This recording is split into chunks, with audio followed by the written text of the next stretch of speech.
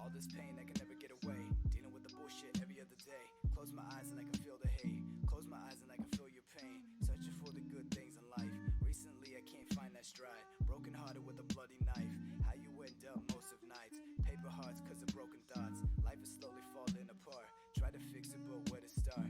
Try to fix it but where to start. 5 steps forward, 10 steps back. Life refused to give you some slack. Be the big guy and don't look back. Save your heart some heart attacks. Pushed away all my fucking life. I ain't never seen the fucking light, but I'm still here till I fucking die. And there's still tears every single night. Try to work on myself and me. Fucking up, but I still believe. Head is high even though I'm weak. Won't live on my fucking knees, and that's a promise that I try to fucking keep. Try to keep. 5 steps forward, 10 steps back. Life refused to give you some slack. Paper hearts cause of broken thoughts. Can you request music?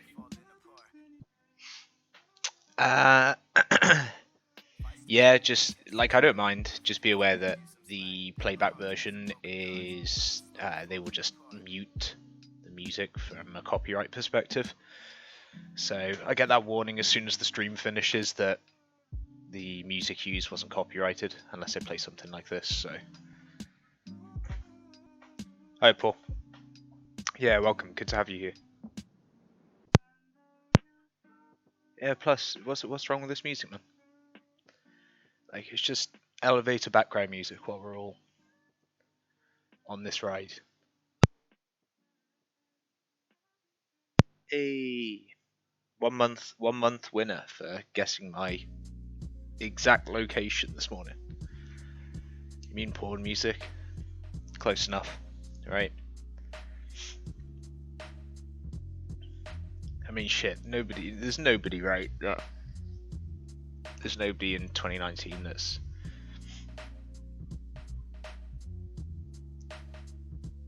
there's nobody that's listening to or watching porn that's playing this music now in 2019. 30-year-old music? Close. Not quite. Not quite.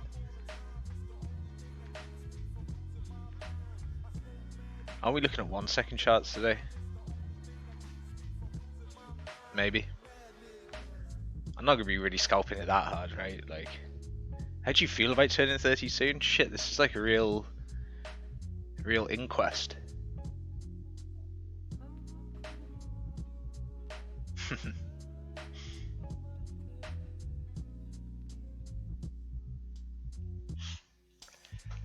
I don't like it. I've never been bothered about my age. Like, the biggest thing was like being old enough to do everything, right? Like, aside from that, it's fine. I feel like 29's a nice age for first child. Still able to go drinking when they're 18.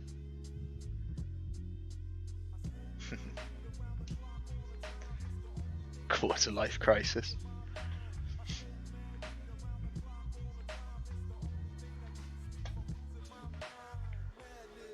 Alright. Setups that we got at the moment. BTC on the hourly here. ETH 10 minute, Litecoin 10 minute, BCH 10 minute. Specifically interested in all of these because I'm in a position on Litecoin and I want this to break out. So I've been monitoring this. BCH, I'm waiting for a break. Okay, above this region here. So again, another one that I want to keep an eye on. ETH in position, downtrend establishing, keeping an eye on. BTC hourly because of this.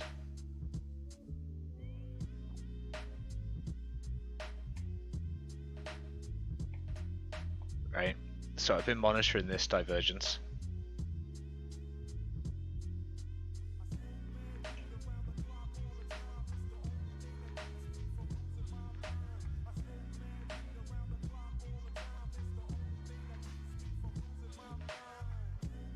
So right now, this is kind of what I'm interested in.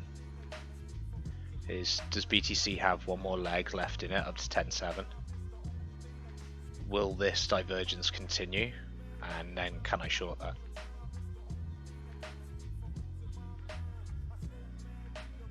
So like right now, as this stands, BTC will make this, and then come down, right? And then I want to short this.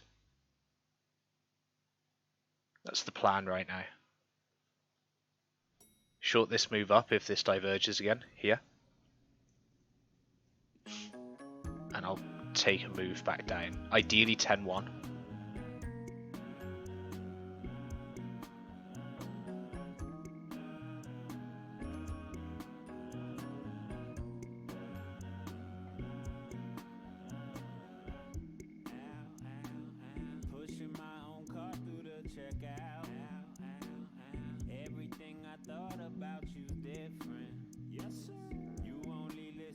Yeah, so just taking a look at where I may have had like the divs on the hourly, been relatively hard to come by. Here. So yeah, I mean like that's still the plan is like I'll short this.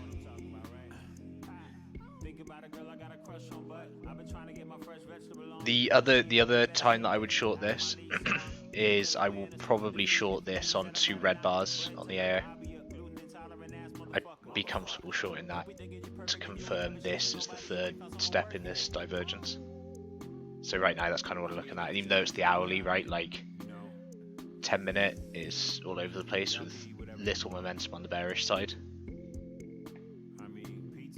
Same with 15, we've had the break here. But the hourly looks really clean as this divergence and losing momentum up towards resistance. So really looking to just get in here, ride this down. Everything else like ETH is currently in a downtrend, so I just want to monitor how that goes. Okay, like we had this sell off before, so if we have this sell off down to this region at 217, then I may add to position here.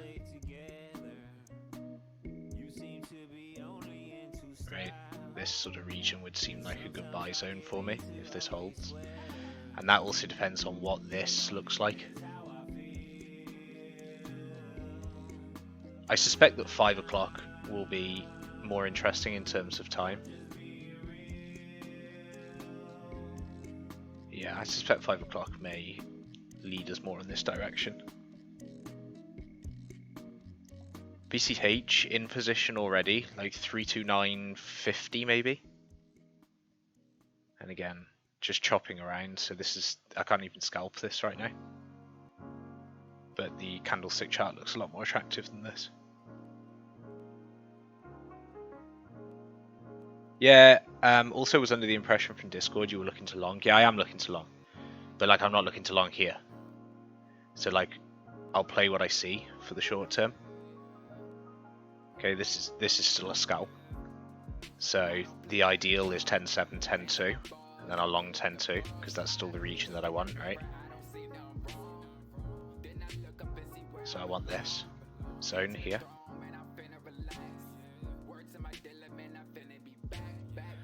Pull back into this region, I'll long it. But if you hit this zone here on a divergence, then I'm going to short it all day long. Like if you break through, then fine, there's nothing I can do about that. But I'm going to short this all day.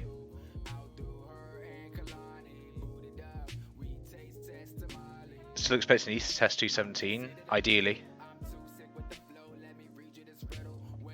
This region from the breakout, okay, especially if BTC pulls back, then this will come down.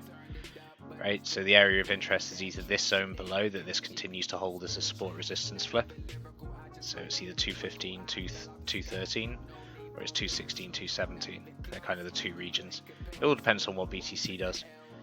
If BTC hits down hard and then wicks back up, so if we hit down here into 10.2 region, right, we start wicking back up to 10.3 and try and close above 10.3.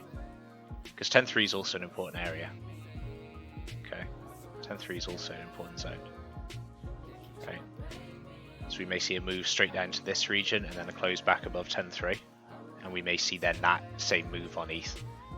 But around the 217 region I'm probably comfortable adding if this remains a bullish structure, which I've got no reason to doubt it.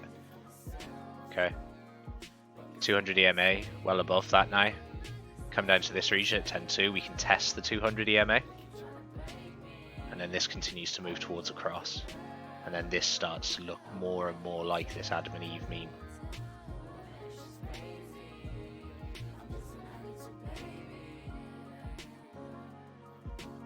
How's it going, Neil?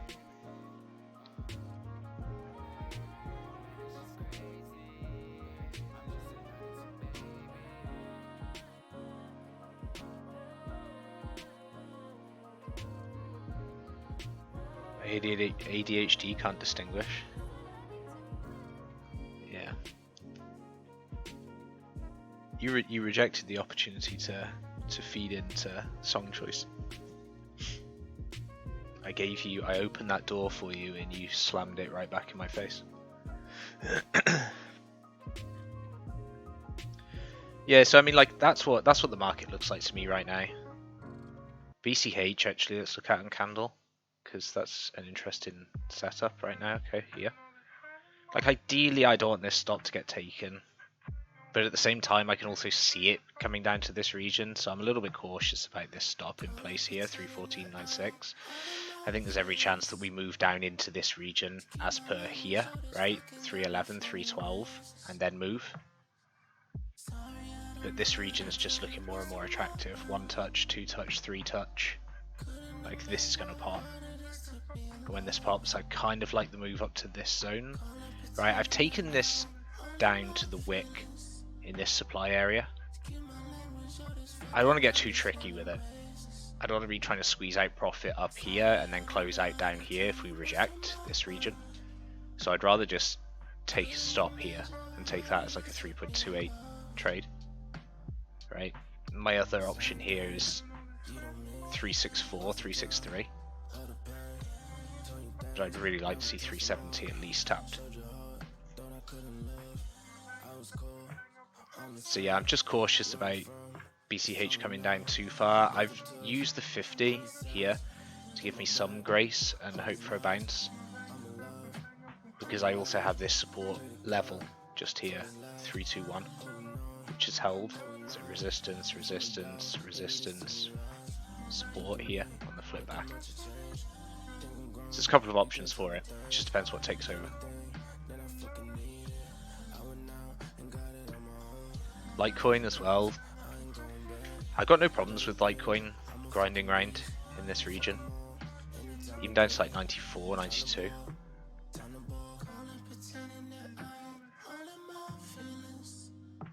Holding this 96 is a really nice level. Plenty of action in this region, even if I just rectangle this off here. Right, support, breakthrough, resistance here, breakthrough, support, support, breakthrough, resistance, resistance, resistance, support. So this 96 level is okay if this holds. If this comes down, I wouldn't want it to go any lower than 92, 91. Anything that starts creeping below here is gross. XRP.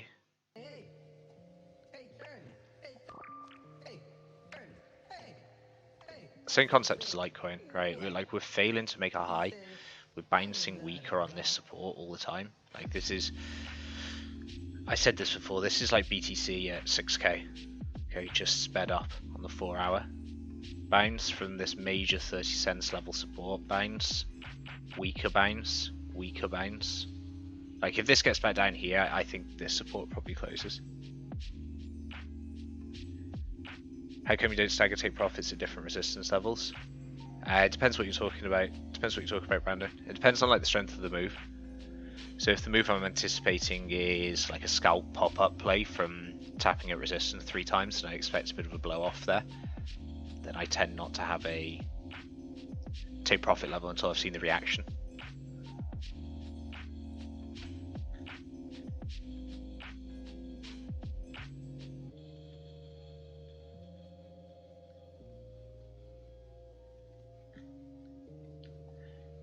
Yeah, XRP, man. Like I've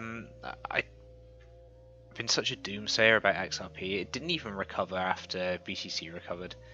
Like the USD pairing just suffered still, whereas everything else seemed to do okay. And then again, with like the monthly Ripple unlock from escrow, like there's a lot in circulation that could just push this down. And that's a really gross time to unlock like $1 billion.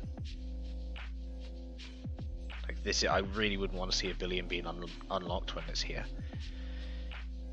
If this level falls, okay, and we retest here, then I'll probably short this. Probably short this here, right? And I have to play a break.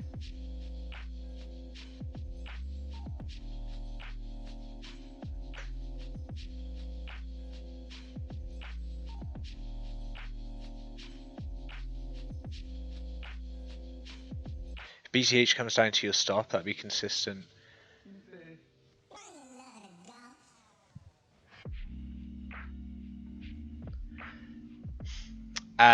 Paul, the simple answer is no. Right, so like I don't use any corrective patterns or ABCD markings. I tend to only use horizontal levels. Like aside from the fact I can quite clearly see this trend. Okay, but I'm only using this as a marker. My key level is still this one at 333. Okay, that's all I need to see. So I don't typically use any any patterns like that. You still bullish on ETH BTC?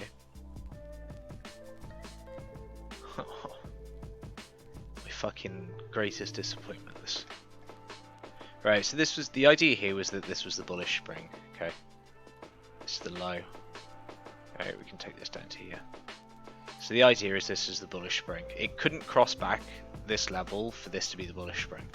Okay, from this whole beautifully laid out schematic. Okay, like if it breaks this low and shoots back up, like Algo, and it's exactly what Algo did. Okay, broke this low, then just went nuts. Like I know this is news infused as well, but if it breaks this low, or at least takes out this region, and then moves back up, then maybe I can still give it an argument for this being a spring. But this is more synonymous with a spring. Move below, straight back up. Whereas we haven't had that now. We've taken too long in this region to do that. So the likelihood suggests that this is continuation, and we'll move down. And then my next area of interest is what's the reaction like underneath the low. So to answer your question, am I still bullish? Short term, no. Mid term, potentially. Long term, to be decided.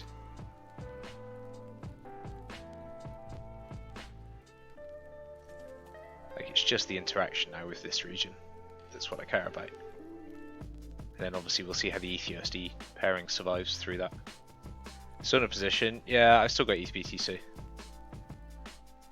Yeah, like my entry's still good because my entry's around here. So like I'm underwater, but like I'll cut it if there's no reaction here. But I'm not like super leveraged, so I'm quite happy to wait and then see what happens.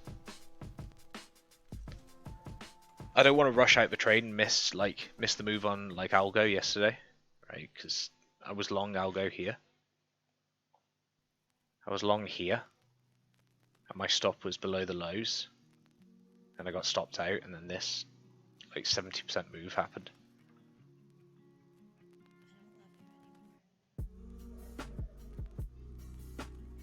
I was just seeing if I had my I scalped it because it was happening live. I finished the live stream last night, and I wanted a short algo actually on the live stream. Okay, because this is the support that had been holding, right? I took a long when this low, right? We wicked down, took out the low, and I took a long here because I was like, okay, this is a bit of momentum. Take out the lows, good reaction away. So I took out a long here. My stop was here below the lows, so quite a tight stop. I got wicked out here, moved down, then straight back up. Now I took entry again at 57. I wanted a short originally. As soon as this moved back up to here, this looked like an ideal short position. Right, the volume was pretty shit. We moved back up to this major support level that had just been tested and tested and tested. And so this looked like a really good short opportunity for me to just join the downtrend. And then like I checked out the 5-minute chart, and like then the volume just like went absolutely insane. So I just moved in. As soon as this took out 57 here, I just moved straight in on it. Because like I saw this volume coming in, and look at the volume in comparison to everything else. This volume is off the chart, so you know, I'm quite happy to admit I just FOMO'd into this based on how I've been looking at this. Yeah, it would have been Big Max for the whole year, man. Like especially if I would have used the leverage bull token on FTX. Like this would have been yearly salary in a trade, like easily.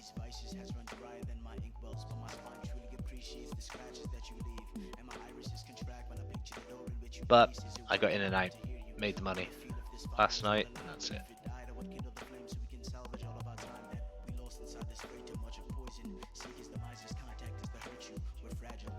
Yeah, I don't really want to look at algo too much. Delete this as well. Like it was 51% when I posted this tweet, and went up again. Like I took 2 separate positions on this, both profitable. Like just because of this insane volume. I'm just pissed that I got stopped, but getting stopped was the right play. Like I can't be too pissed about it. I needed to be stopped technically.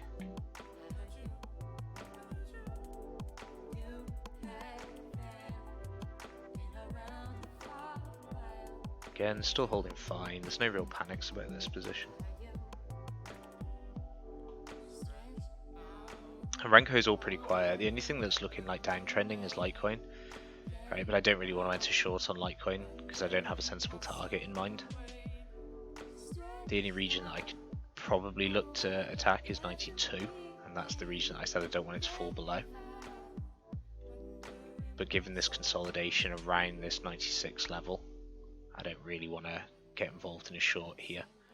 It's important to always have that wider perspective. So looking at this image here of Litecoin, okay, and knowing that this is a support and resistance flip. So even though we're starting to downtrend here, like, do I really want to hop on that to potentially just move to here? Or I might get caught on the wrong side of it moving. So right now this is just untradeable as this stands. Same with BCH. Choppy, too many crosses of the guppy in a short space of time. No clear trend direction. I can't move in on any position here. And again, the only other thing that I could probably more comfortably short is ETH. The one thing that puts me off shorting ETH in this position is this. And you see it here. Okay, when we start to see this back and forth movement in the Renko, in the blocks, I mean, it indicates that buying and selling is going on in this region. And so it isn't just quite as clear as like, this is downtrend.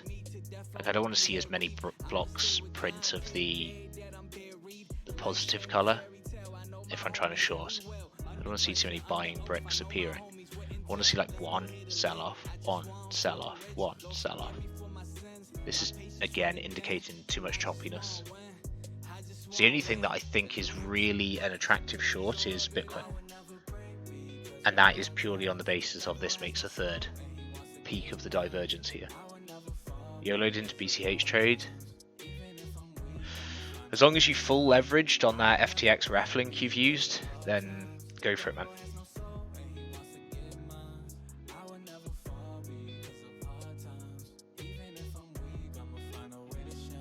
Give your boy some likes. We need 19 likes in here. Nah, man, it's all good. I just took your setter. Yeah, your ref link. Okay, yeah, man, go for gold. Like, smack that leverage up as high as you want it. Right? Like, you the slider on FTX, just get that all the way to the right. Just slide it all the way to the right. Then when it can't go, yeah, 101. Like, when it can't go any higher, then just message support and just say, look, I really want to just put everything into this. Sir, is this financial advice? No, not financial advice. I'm just teaching you how to use the interface on the website. So for any successful trade, you need to make sure that the counter is slid all the way to the right hand side. So that's kind of like one of the secrets of trading.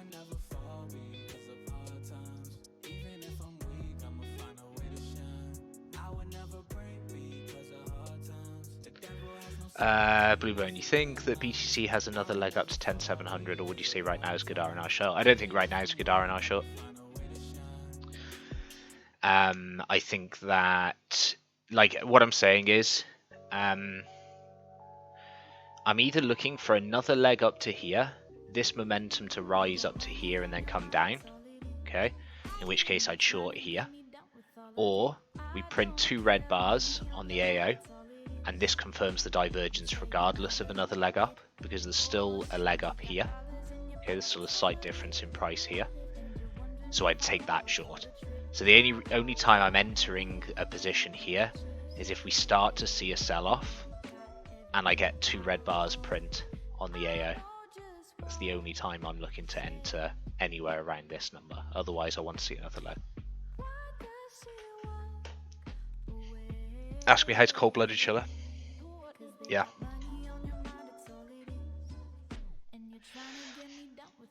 Man, as soon as we bring up AMH, we're just like risking going down that CT drama rat hole again.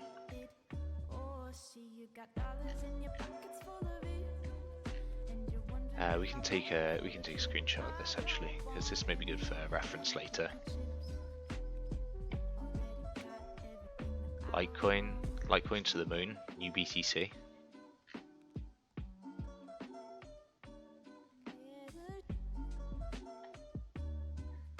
Goss. What do you want to? Yeah, Brandon, listen, man. Like last time we spoke about CT drama, you were in here, right? And didn't you call me like a queen, right? And now you want to goss. Like I know who the queen is, brother.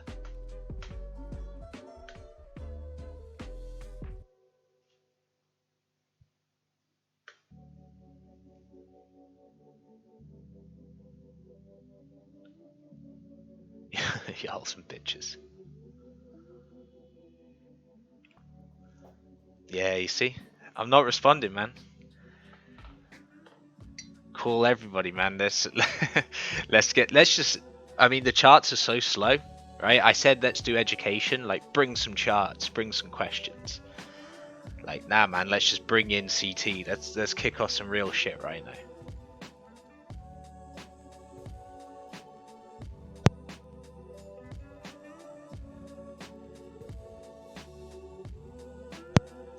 All right. But on that note, are there any questions? Are there any charts you want me to take a look at? Any questions you've got about anything you've seen in the group over the past sort of week or so? And I can cover some of those off. As I said, if anybody has come prepared, what exact AO are you using? Mine looks so different. It shouldn't do. This is just the built-in trading view AO. So this is nothing special. The only thing I may have done is change the colors, but aside from that, everything should be exactly as it is. I think BSV looks interesting. As a long or a short position.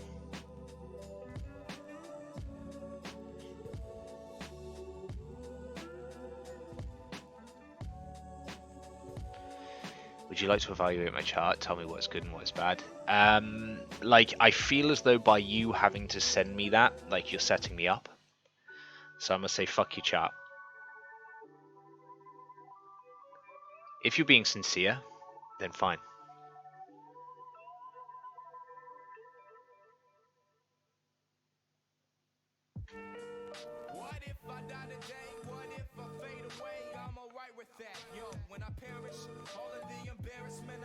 Making a link, yeah, and I, honest to God, looking for a long bull div on traditional 10. Okay. BSV, like I'm short BSV anyway. Are you talking about the BTC pairing, HODL, or are you talking about the USD pairing? Because like I'm short on this, but it broke an important diagonal. Like I was talking about, yeah, I was looking at the I was talking about those diagonals before, right? And like I'm aware that, again, like, I'm not going to use it to trade, but I'm aware that this has been running like this, okay, pretty decently, and then broke out on decent volume. Okay, so I'm short from up here.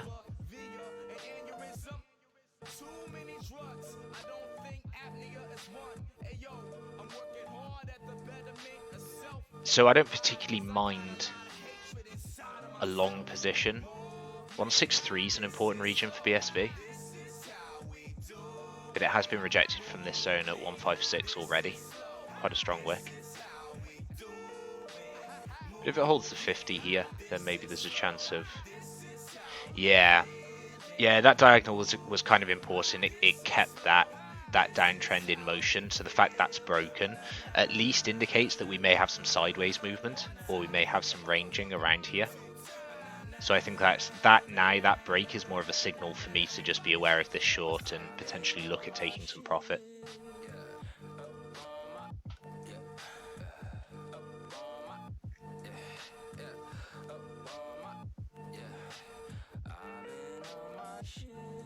Do you think we'll fill the 8k gap? When you refer to the 8k gap, do you mean like the CME gap at 8.5?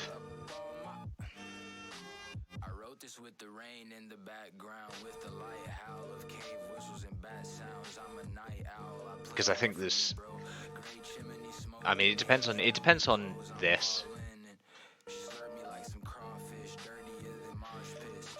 If this is this Adam and Eve bottom, okay, and we make it up to here, make it up to the top, come back down, make this handle on this. This is a very bullish setup. I'd be very surprised if we got down here again. If this actually is what plays out, like, this is going to be ultra pain for bears. Because this double bottom structure with a handle here is just going to be disgusting. If that plays out, like, I'm targeting the highs. I'm targeting like 14k. So that's when I will go full bear mode, full bull mode. Is if we do complete this structure. But Litecoin will complete that structure first. Okay, on the daily. Litecoin would complete this first. If Litecoin completes this, then there's probably every chance the BTC will.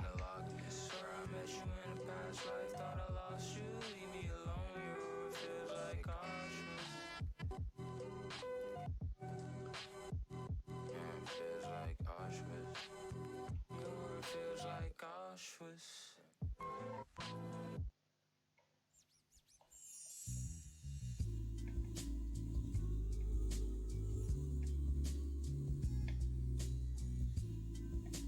Everything is just tightening up.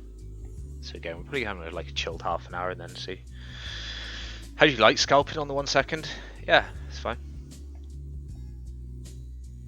Like the reason it's fine, and we'll load up ETH. Okay, the reason it's fine on the 1 second on Renko is because Renko kind of ignores the fact it's 1 second. Okay, so we're still looking at actual price movement.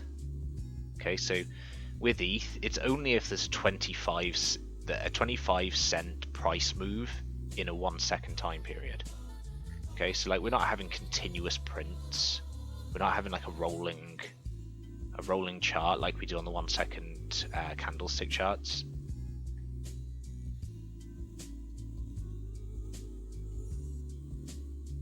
So like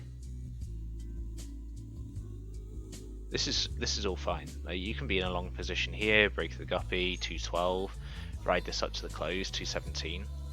But then look at the time, okay? That's 2:34. That's 2:34 AM, right? This trade doesn't finish till 20 to midnight. It's like a 9-hour trade. Okay, so like it's not representative of 1 second, but we do get to see the action quite quickly. Trying to learn Pine script and new to Renko, wondering if one could automate some part or all of a Renko strategy. Yeah, you can, absolutely. EMA crosses are a very popular Renko strategy for automation. There's a bit of work needed to do in order to plug in automation to any exchange that you want to use for trading, but absolutely possible. If I load up this, I can flick this on. So if I hide the guppy, flick on the system here, Paul. Okay, so you can start to see here how I've got a system that prints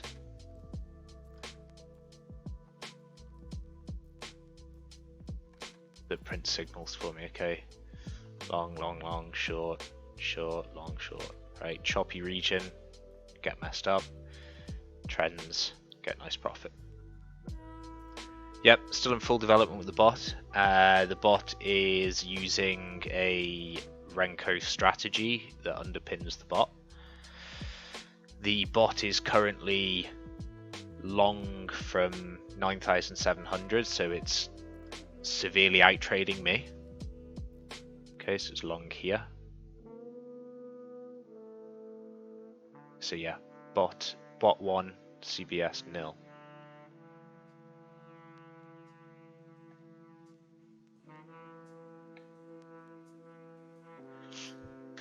Can you go over briefly your trading view setup, oscillators, indicators that you use mostly? There is a setup video if you're referring to Renko. There is a setup video that I recorded the other day, which is far more helpful than I will go over in this.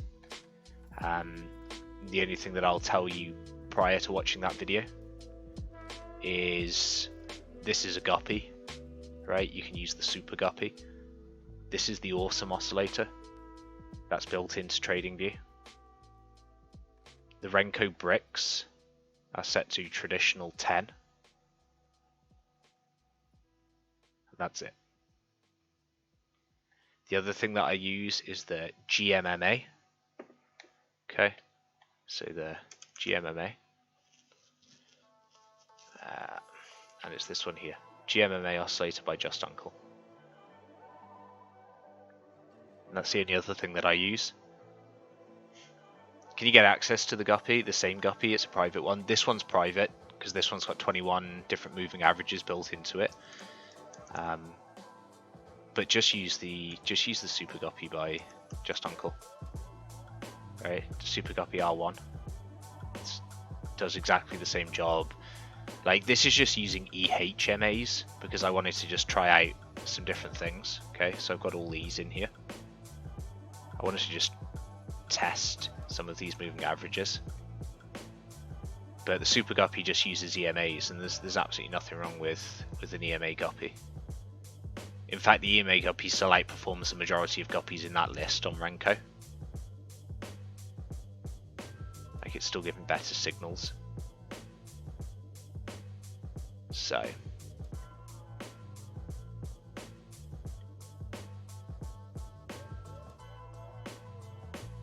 yeah, I use a JMA ribbon. Yeah, I mean, like, as long as if you're using a moving average ribbon, like, you can use whatever you want. Like, you can use you could just use an 821.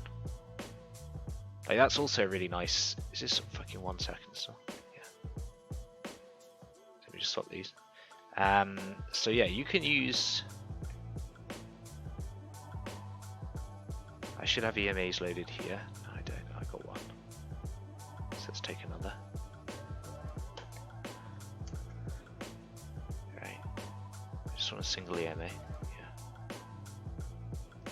Okay, so another really popular approach with Renko Scalping. Actually, can I get a ribbon? EMA cloud.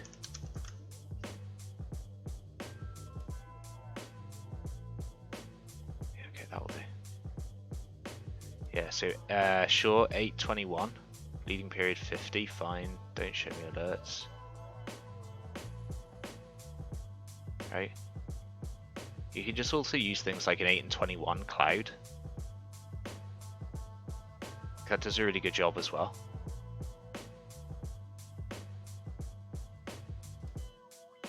So I really like the 821.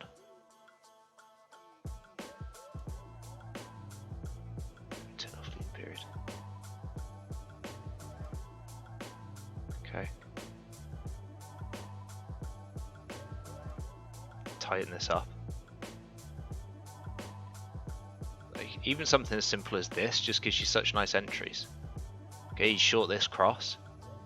10,083. Ride that all the way down back up to here. 9466. That's just literally one single line of Renko bricks on a crossover. Same here, we cross back over. We know we're already in a strong uptrend, okay? So when we cross back down, we're not expecting this to be a huge sell-off. Move here. Move back across, enter long position. Right. Not broken yet. So even stuff like really simple, just like grab yourself an EMA cloud, 821, reduce the leading period down. Okay, and you've just got a really nice system you're starting to look at yourself here for how price interacts and moves over these moving averages. Let's see, for instance, what we look like if we show their long alerts. Long, long, yeah, chopped up, long, long.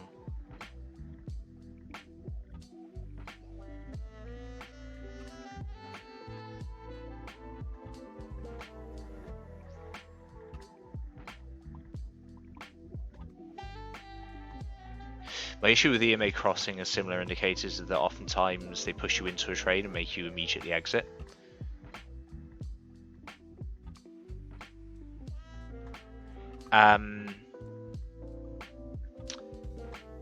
Yeah, so it's hard to figure out what a chop is and what isn't. Yeah, I mean, that's exactly right. The other thing that you can do to counteract that is wait until you get a move away, right? Okay, so like this position here, wait until you get this spike away. I mean, this was probably like the Darth Maul area, right? Yeah, okay. So it may not be the best example, but so let's take this. Lots of chop, mixed signals. Okay, as soon as you get a move away, you know that you're now breaking out of this chop zone. So you can then begin to play the next DMA crossovers when you move away from the chop. The way that I like to identify the chop is like with this guppy system, okay? It's lots of these, and it's shown better on ETH here, right? Like I spoke about. When we're in a chop, we're typically changing color a lot, right? With lots of bricks printed in that space. Okay, lots of up and down bricks as we move through this region, lots of color changes in the guppy, not interested. Right? As we start to get a bit of a trend going, we start to see pushes in the number of positive bricks or negative bricks, depending on which direction we're riding that trend. Okay, but as soon as we enter like this region, there's nothing we can do. We're not really interested in playing anything here. So like the chops are always going to get you regardless of Renko or not, right? That just try and identify the number of blocks that are being printed, the direction they're being printed in, before you just hop into moves.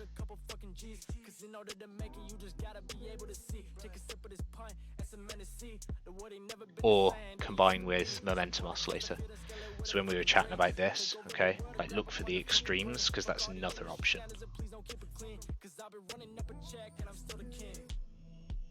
Yeah, like all the blocks tend to be printed at once. Like, it depends on how much time you spend at the screen, because like typically we can still catch these moves because they fall out of the guppy, they cross above the guppy. Like, if the move's that quick, then sure, you're not going to catch it. But yeah, like you're not going to catch it if the move's that quick, right? But you're not going to catch that on a candlestick anyway. Like you're very rarely going to catch those big moves unless you happen to flip a coin and got it right. The only thing you can do is give yourself the best chance of doing that by identifying things like momentum, build up of blocks, support and resistance above and below, and try to come to the best decision that you can. Like when it comes to a range, okay, like I don't trade ranges very often. I don't trade choppiness at all. Like a divergence needs spikes, it needs volatility, so I need big moves up in order to create divergences, which I can trade as a high probability setup. If price is chopping round, okay,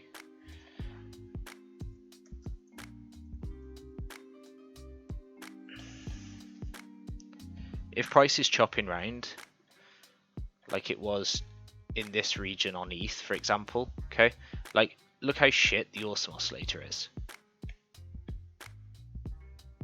Ah, fuck, I don't want that. I want this. Look how shit the awesome oscillator is, okay? Lots of small movements, lots of crosses back and forth, lots of bricks here being printed up and down, lots of different changes in the guppy, right? Not interested at all. The time I'm interested is first big move down, okay? That's of interest to me. Force the awesome oscillator out to a peak down here or a trough right at the bottom. Okay, now we can start to see some movement. Now I can start planning my guppy crossover, momentum to the bulls, play the long. Okay, comes up here. Yeah, keep going on the guppy, all fine, crossover, close that trade. Like that's when I can start doing it.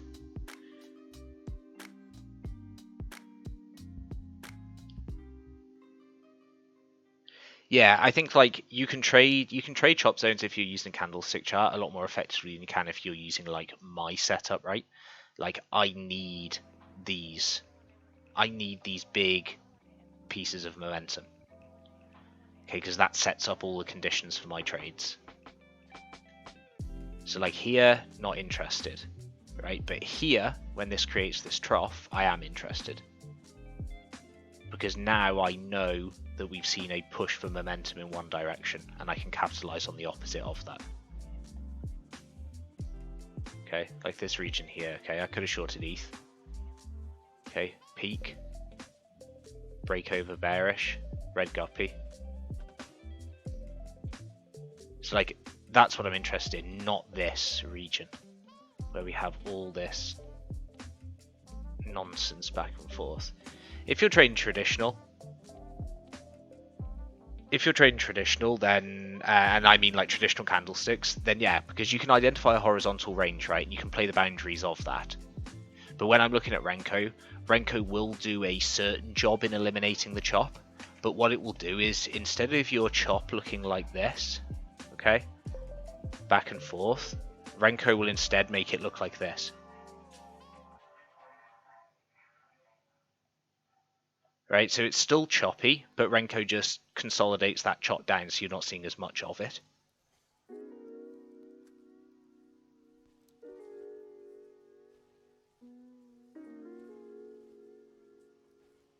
So that's essentially what's happening. So the use of the awesome oscillator is incredibly important for me because this is my driver. This is my momentum driver.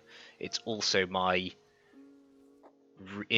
tool to identify, along with what I see in the bricks, right, when I can and can't be trading. I don't even want to try and trade this. I don't want to try and play a breakout. because like I'm not getting any value here. I'm just bleeding money, so I can't do anything with this. How did you set up stop losses on the bot? Simply, there are no stop losses. The bot doesn't have a stop loss set. No active scalps, Justin. Only BCH long, which isn't really a scalp. But what brick settings are you using on BTC for the 1 hour? This is actually still traditional 10. Yeah, I haven't changed that. So I just flipped that over to the hourly just to take a look at how that was looking there.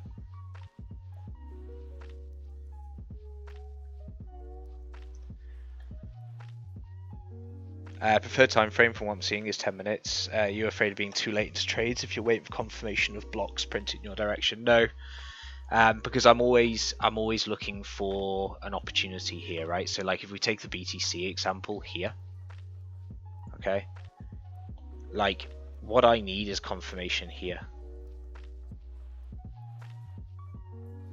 So like I'm looking for a short position, okay, but I still need confirmation to play that. So you're right in that regard. The thing that I would question about your question to me is, how are you defining too late? Like, what's your definition of too late?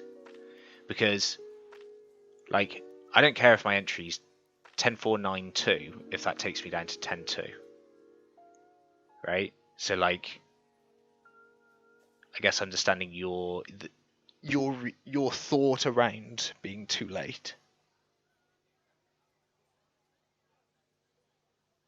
Will you be posting the bot signals in Discord? Yeah, I will once the testing's been done. I'm not just going to post it in there in its current state though.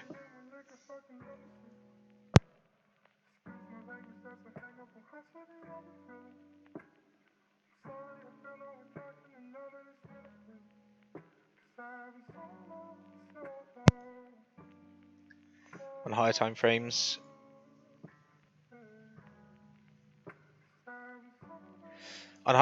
for example, 1 hour or 30 minutes, sometimes it happens that plenty of blocks with huge momentum get printed at the same time. Renko then forces you into a trade that's already turning around. Like, I'm not sure I agree with that as a overall thought on. Yeah, like I follow what you're saying. Like, I know what you're saying. I'm not sure I agree with it as a whole approach.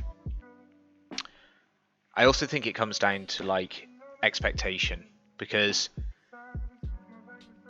I'm scalping, okay? Like I'm using this approach to scalp to make 2% and that's it, okay? So I don't need to be like top and bottom hunting. Okay, I only need to make a play when I see the conditions are met. And the system as well, like the system is profitable. Okay, the system is a profitable trading system. It's why I closed down my business 2 years ago to like do this full time, right? Because this is a profitable trading system that I've been using, and all I have to do is catching the majority of action. Like, that's important, but what's most important is that I just enter a trade like a robot when the signals are hit. So when the criteria is matched, okay, like divergence cross, color change of AO, color change of guppy, like when my prerequisites are ticked, I enter the trade no matter what, okay?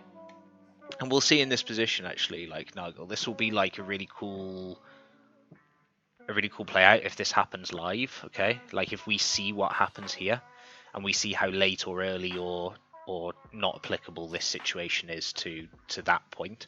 So I think that's probably something we can come back to, is what am I potentially missing out on here, right? But I think also what you're not considering in your question is that what is the profitability or what is the value return for me of not taking a short here because my system didn't say so and somebody else might short this resistance level, okay? Not taking a short here because my system didn't say so and I haven't been stopped out. So like I think I gain a huge amount of value in preservation of capital because I have a very fixed system that informs me when to take trades, right? So I don't need to take chances. I don't need to say, well, I'll short here because there's a 4-hour horizontal resistance level here. Okay, I'll take a chance at shorting here now because we broke this, but we might not break this one. Right? Like it's a very set list of criteria that needs to be checked. And so I think even though I may miss start of a move, like as long as the approach is profitable and I'm reducing the time of sort of blindly shorting or longing positions, I think that's also a gain in value for me. Fuck, I spoke for way too long about that. Really, any other questions? I think I saw Paul. Yeah, Paul, that's one. Do you use 10 rather than 14 for all major crypto assets? So, Paul, there are two types of Renko settings. Okay, there's ATR and traditional. ATR is average true range, and it looks back over a set period of time. Okay, to print your Renko blocks. So what it does is it takes the look back of 10 in this instance. It's usually 14 as default. It looks back over 14 periods, sets the Renko brick size to what the average true range is during that time, and then applies it to all bricks in this chart. All right. And what we get when we use an ATR approach is Renko will repaint your chart, because it will look back over the 14 periods, and if last time that gave a total of 7, right, but it looks back over the last 14 when you load it up a week later, and that now gives a value of 10, then all of your chart is going to be repainted. So when I'm scalping, I use traditional, which is just printing based on if there is a $10 price move in Bitcoin, it will print a new block. Okay, so this is just fixed. This can't be repainted. This can't be changed. This just says in a 1 hour time window, if there is a $10 price movement in Bitcoin, paint those blocks into place.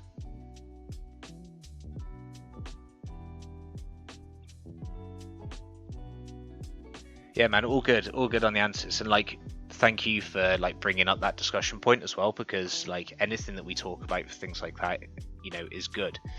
Anything that we chat about in terms of like strategy, approach, thinking is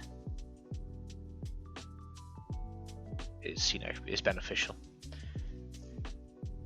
Paul, also to add on to while we were thinking about traditional settings, okay, this is in the group when you get a chance to look around.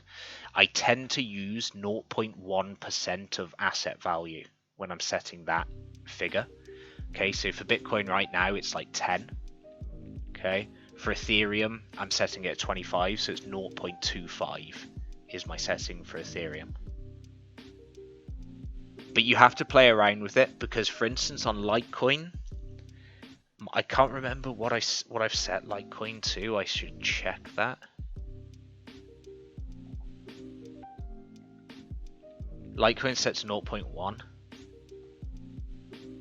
and BCH set to 0.3. Like, so just play around with those, but you're looking at like 0.1% for Bitcoin, and then like I really don't want Litecoin operating way low down, like sort of 1 cent territory. So you just need to figure out something that works potentially for you.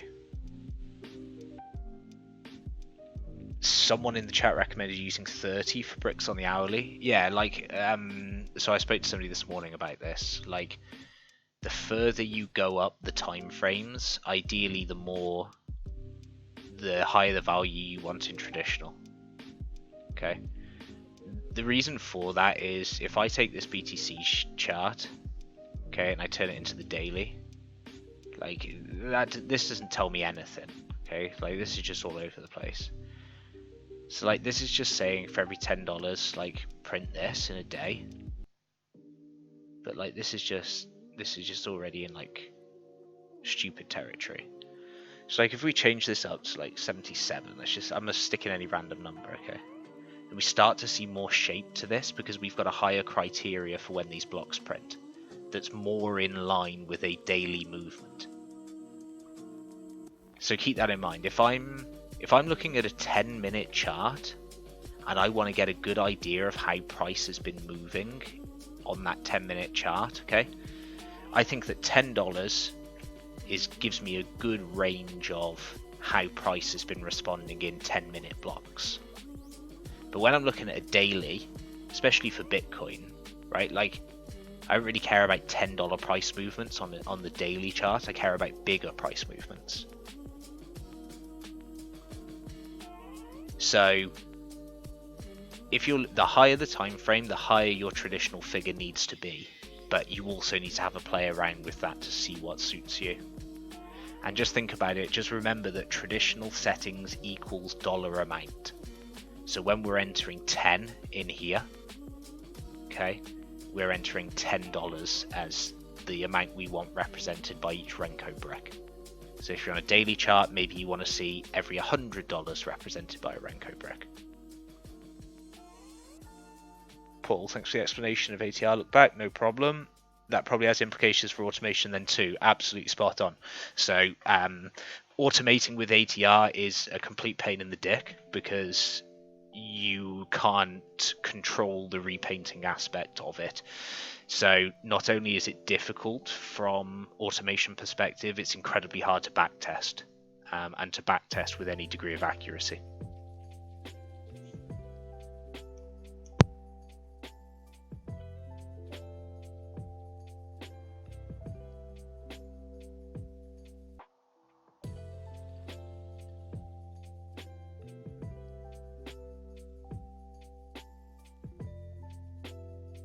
Okay, so decent movement from BCH and from ETH, okay, in following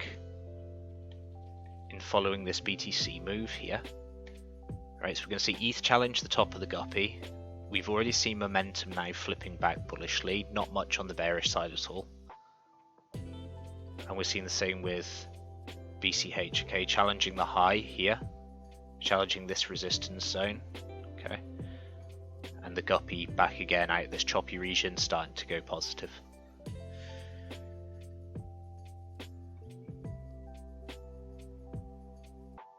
That's why ATR gives you amazing results on any strategy test. Yeah. And it's just because it's like, yeah, it's ATR is printed perfectly to the set of data that you would be testing it on. When trading pure Renko, how do you manage to stop during this uptrend downtrend for scalping? So usually it's just a rolling stop. So I'll either monitor it live, set my stop above a high, okay, but like I need a confirmation of a divergence in order to set a stop above a high. So when this divergence is confirmed, if it's confirmed as a divergence, I'll set my stop above the high, allowing for my risk, obviously, for this trade. And then if price has started already moving in one direction, the high is either still used or you can also employ a trailing stop.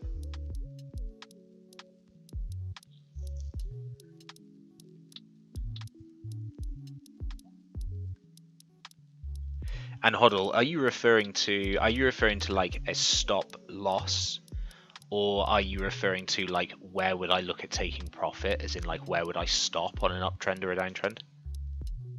Yeah, okay, yeah, for example 3 bricks or so. So yeah, so I covered this in the live stream, and I assume that you weren't there. Okay, so let's make this big. Do you use the highs on Renkos for stops or candlesticks? You can use either. Just be careful that obviously you're not going to have very many representative wicks in this region. Okay, so like price here may be up here actually, so it's probably better to be using traditional. So let's look at where we would stop. So Hoddle, if I need you to imagine, okay, because I don't want to look for an example. If this is a divergence, okay, let's say, okay, well, it kind of is a divergence anyway.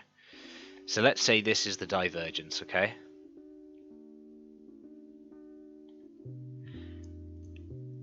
Entry to the trade for a divergence playout is on the second color confirmation on the awesome oscillator. So I said this on the stream. Think about the awesome oscillator as we know it measures momentum. Down on this side is bearish momentum. Up on this side is bullish momentum. Green represents the bulls and their strength. Red represents the bears and their strength. Okay, so when we're looking at playing out a bearish divergence, what we need to see is, first of all, bears are taking control. Okay, so we start to see the appearance of bears on the bullish side. And then to confirm that, we need to see 2 prints of the bearish color, so red, on the top side. That confirms the divergence, which is what I'm looking for on this current play. Okay, when we have 2 prints of red, like we've already had here, down here, then that's my signal to get into a short position. The reason that it's 2 bars is because 2 bars are usually incredibly difficult to move back from. Let me change the color of this. Like, this doesn't appear very clearly for me.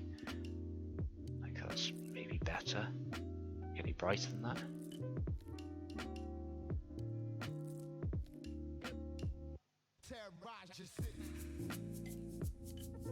Okay, I'll try it like this. Hopefully that's a bit easier to see. So the reason that it's 2 bars is because 2 bars are a lot harder to reverse than a single bar. And actually there's an example of that in here. A single bar here, we can start to see that bulls may come back in, right? 2 bars of the opposite color is a lot harder to turn around. So that's entry, right? Exit is the exact opposite. So if I'm scalping this down, okay, this is the bear div, okay? This is my entry, like this region here, okay? My stop is on the second print of the opposite color again. All right, so that's here. You'll find a lot, Hoddle, that this second bar print tends to match up quite well with the 3-bic reversal. You'll see that quite often. Right, we got 1 bar print here. Yeah, I closed my position manually. Yeah. I got no reason to continue in this short. So basically, bears are here, there's a divergence. Bears are in control, bears are in control, bears are in control. Bulls have shown up again. Right, I'm in a short position, bulls have just arrived on the scene, I'm out. Like, I think I referred to it as like partying with the bears. Like, I only want to party with the bears when I'm in a short, right? As soon as the bulls turn up at the party, right, we're all going home. That's it.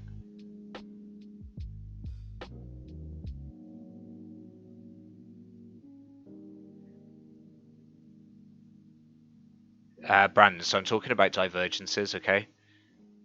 Like, I was just saying, a divergence is confirmed on, if this is the bullish side, this is the bearish side, right? Red here represents bears, green here represents bulls. Okay, if the bears show up on the bullish side here, second bar confirms the divergence. We've got a divergence, then that's our entry point. And on this side, we're on the bearish side, but now bulls have turned up. Second bar is always confirmation. That means I want to get out of this divergence play.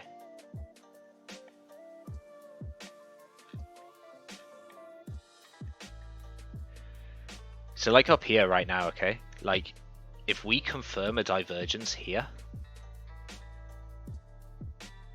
then I will have to play this. Technically, I could already be in a short from here, okay? And we spoke about this before, where sometimes we need to continue to monitor a divergence because it can be a continuing divergence, and this isn't invalidated until this breaks through.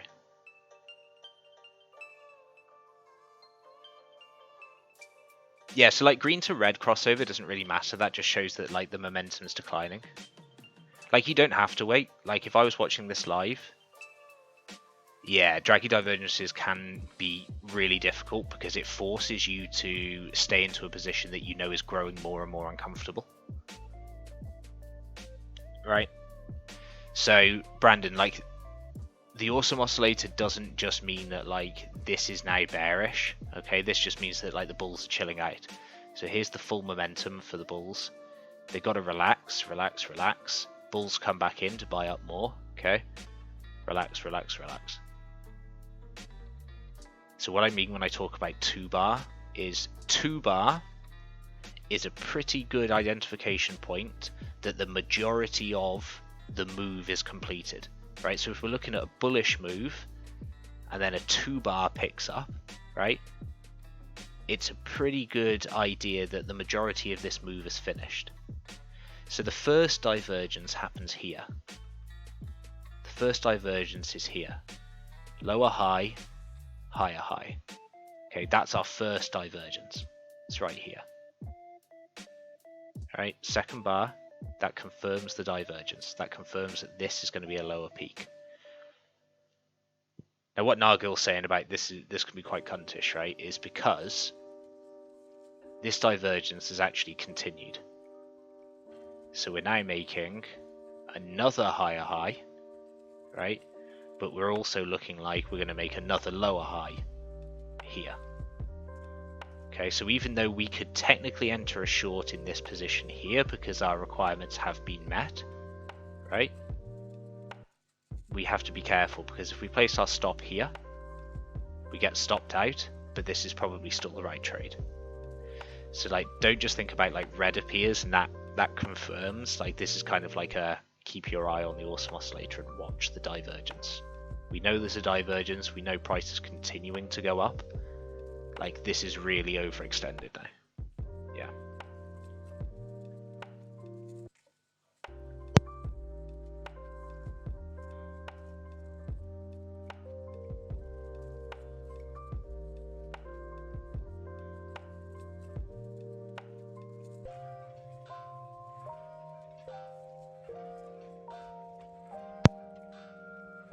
You also see the way that this EMA is like starting to tighten up again.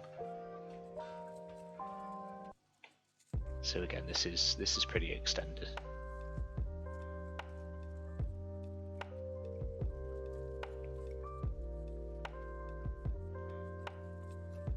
So how do you know not to take that short earlier? I don't. Yeah, I don't. Like if I was online, okay, and actively reviewing this, I would have taken a short position here. Right, it's still a divergence, there's still nothing wrong with the play. Right, I would have just had to monitor this. So that's why I was talking about kind of monitoring your stops, monitoring your positions. Okay, I'm technically $40 away, $40 underwater. But I can't do anything about not taking that. Like I have to take that. That's the robotic element. Okay, I can't sit and think what happens if it goes up more. Because I guess to Nargil's point, that's also an opportunity for me to miss out on a trade. Okay, because if I sit here and think, well, what happens if this divergence goes again? Like, I'm losing value. Like, I have to just be robotic and say, this is a divergence, this confirms my system, I have to enter short here. What happens after that point is completely like, I don't care about what happens after. The fact this continues as a divergence, I guess, just kind of makes me more interested. But yeah, at this point, there's nothing I can do. Like, I have to short. Is the div stronger when it has 3 touches over 2? Yeah, it can be. It can just, like, really highlight the extension of the move. Right? So, like, this is just really showing that we're, like, pushing higher and higher. And I guess there's a divergence on RSI. That would be my assumption for a move like this. Would probably have some sort of, like, hourly RSI div as well. So basically, yeah, it shows the continued overextension of bulls.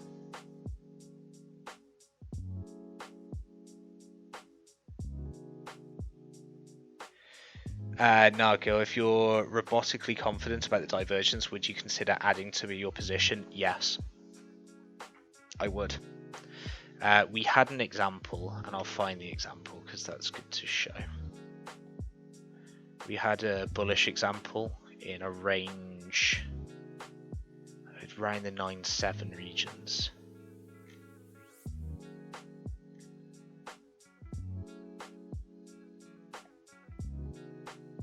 Okay, so there's one there, but there's a better one. But I'm sure it... Okay, so we can look at this one as well.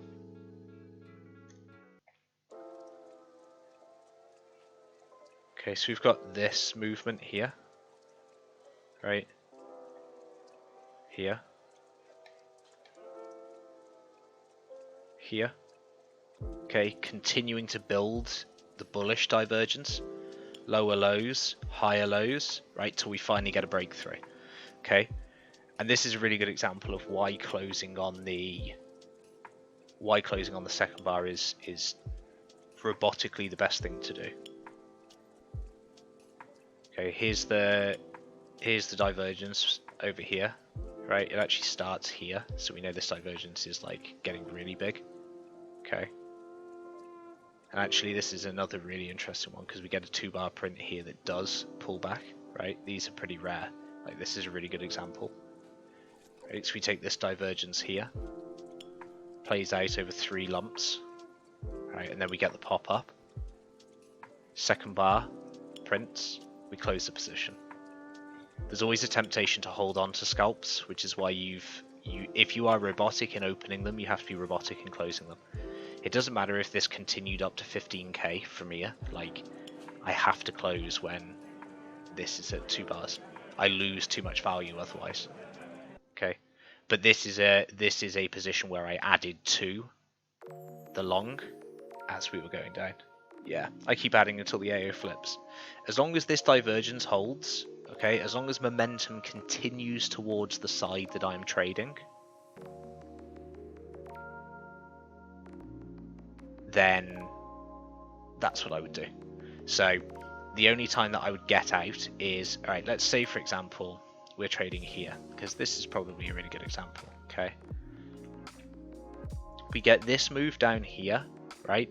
We get this move down here, and I get my 2 bars. Okay, I would open up a short at this point, but I would get stopped out because this momentum carries back up. So I want to see momentum continue to be pinned down and continue to move towards the direction I'm trading. So I'm trading long, so I need to see it moving towards the bullish side. If I'm long at this point for this divergence, okay, it fails to continue moving towards the bullish side and instead gets more bearish. Okay, so I would be out of this position here. And this is quite a rare example because this 2-bar is pretty rare to reverse.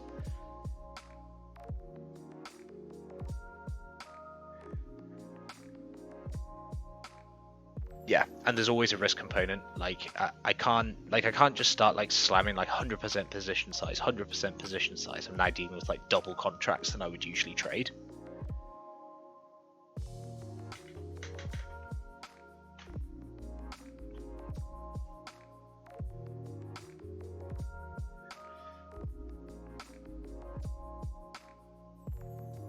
Yeah, so Kane, like the second bar is the confirmation.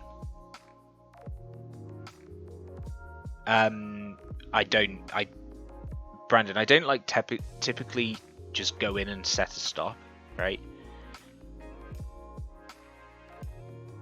I'll typically just build on a position. So when I enter on a divergence, like I said, either you can use a traditional chart and set a stop above the high, and if this continues to make another divergence, there's nothing you can do.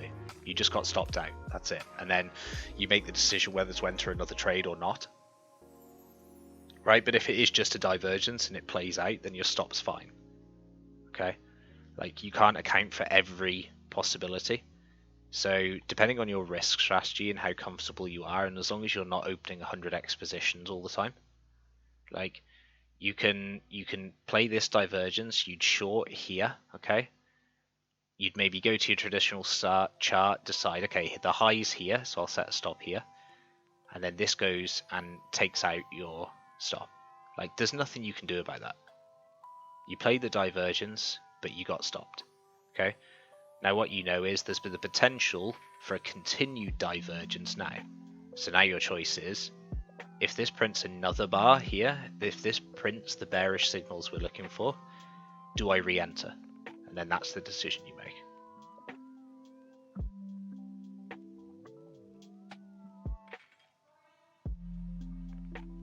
Can you validate your 2 bars on the AO with 2 Renko blocks? Yeah, you can absolutely do that. So you can just look at confirmation in the bricks with what you've got here.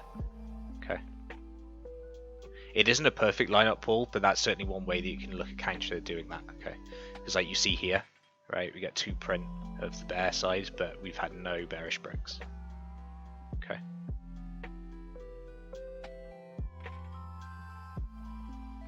Yeah, so Brandon, essentially I can't stop being stopped out. I'm either right or I'm wrong.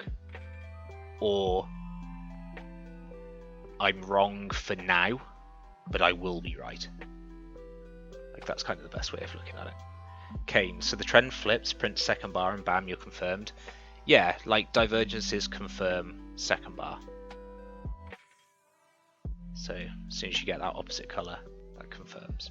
And obviously if we were looking at the bullish side, we'd be looking down here and second bar of green. Yeah, you're waiting for AO confirmation on the time frame you're basing your trade on. Yeah, I mean, that's correct.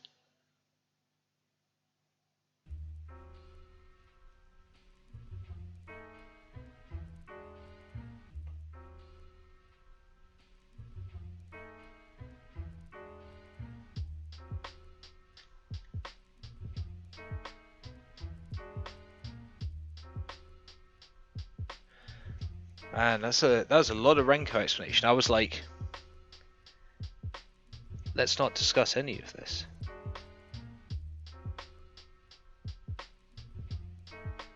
And then bam, we're just straight into like mad Renko talk.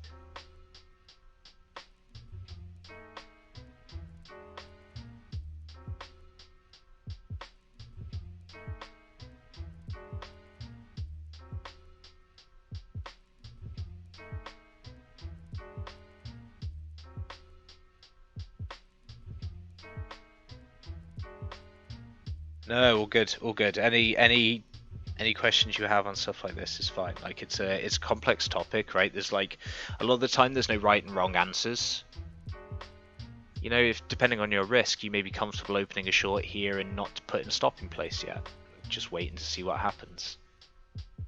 You know, just depends. Do you put equal emphasis on the GMMA? No, I can trade solely off the awesome oscillator. Okay, the GMMA is used for confluence. If the GMMA backs my position or divergence, then that's just added confluence. But all I need to trade is the awesome oscillator. Like, that's all you need to give me. This, and guppy is all I need. Again, you can see here, so in ETH, we had this running divergence. Okay, and like I'm not going to zoom any more on this, but there's a 2 bar here. Okay, we actually went down, tested the low again, but continued to diverge bullishly, and then we got the pop up.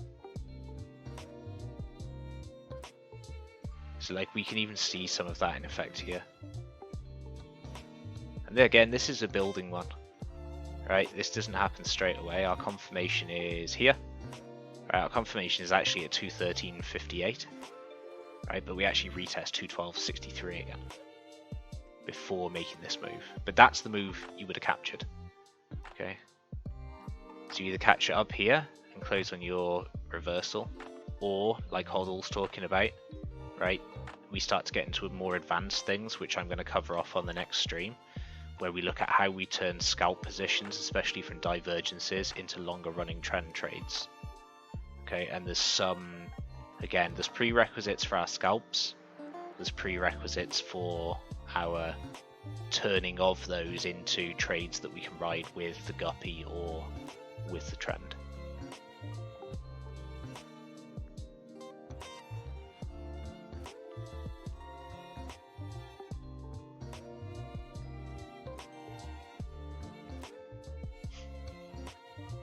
Yeah, all good, Paul. Okay, the trend is also confirmed as bullish if the AO is below the 0. No, so for bullish it needs to be confirmed above. So a break above confirms a bullish trend. Okay, so here's the break above, and then we get the bullish move up. Okay, breaks below a bearish, breaks above bullish.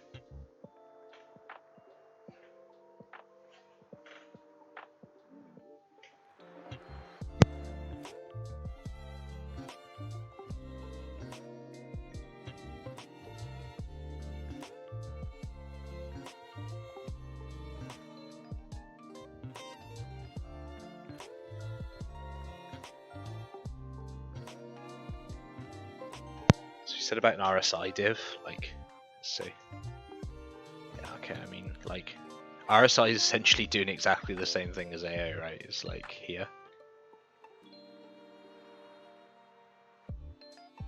Okay, that's on 15-minute. Like, hourly is doing exactly the same thing as AO, right? So let's diverge here. 4 hour is the only one that's continuing. Yeah, the guppy is certainly one thing in there. The guppy is certainly one of the prerequisites that we have for turning into a trend trade, because the guppy is mapping the trend anyway. So the guppy is certainly one thing that will help us to determine if the trend is something we can catch and continue to ride, or not. Justin, for clarification, apologies if you answered already. On the 10-minute, would a tap of the midline on the AO invalidate the divergence? The midline, the 0 line on the AO, should be thought of as a reset button when it is crossed. As soon as this crosses over, like it does here, okay, if this was creating a divergence and it then crosses over, the divergence is either invalidated because somebody pressed the reset button or is already in the process of playing out. Do hidden divergences work on Renko? Yes, but you may have a harder time finding them. I would think that you would see a stronger number of hidden divergences on an ATR Renko chart with AO.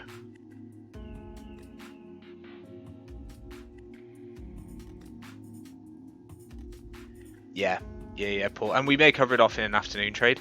Like I'm in an afternoon stream. I'm gonna do like, I've covered the introduction to Renko, so the overview of how to set up Renko, traditional versus ATR indicators, like, which is exactly what I said half an hour ago that I wasn't going to go into yet. That's what we've spoken about. It's fine. But what I'm going to do is kind of like then now look at creating the more advanced courses, which is where we get into, okay, we played out this divergence as a scalp, okay, now we've got bullish momentum because we've crossed the guppy. Is there a reason that we don't have to close on the second bar of the AO now? Okay, what are the reasons that we might be able to keep this trade running? Okay, we've seen that this guppy's held, we've seen that our other prerequisites have been hit, we know the macro picture. Okay, we can leave this open. Okay, next leg up. Okay, now at this point here, do we need to close the trade? Okay, let's analyze again. So that's all part of the process that will go on. Basically the question is, how's 25R? Sign up to FTX using the ref link provided. Slide the slider all the way to the right hand side, use full account balance, put everything you own in there.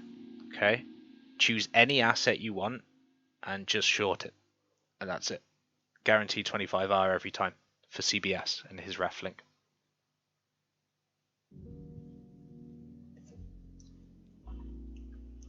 Could we still expect a bounce on Tron? Maybe. Probably dead.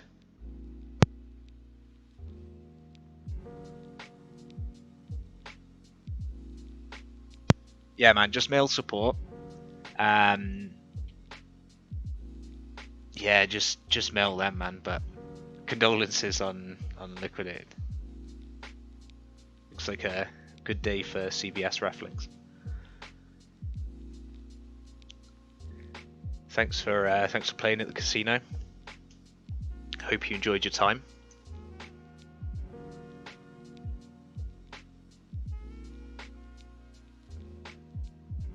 Were you ever liquidated? Yeah, I've been liquidated. I've been liquidated from like lack of education versus. Is there a difference actually? Like when I say it out loud, is there a difference? Right, lack of education, I would say, is why I was liquidated as opposed to poor trading, but they probably go hand in hand. CBS scams member on first day.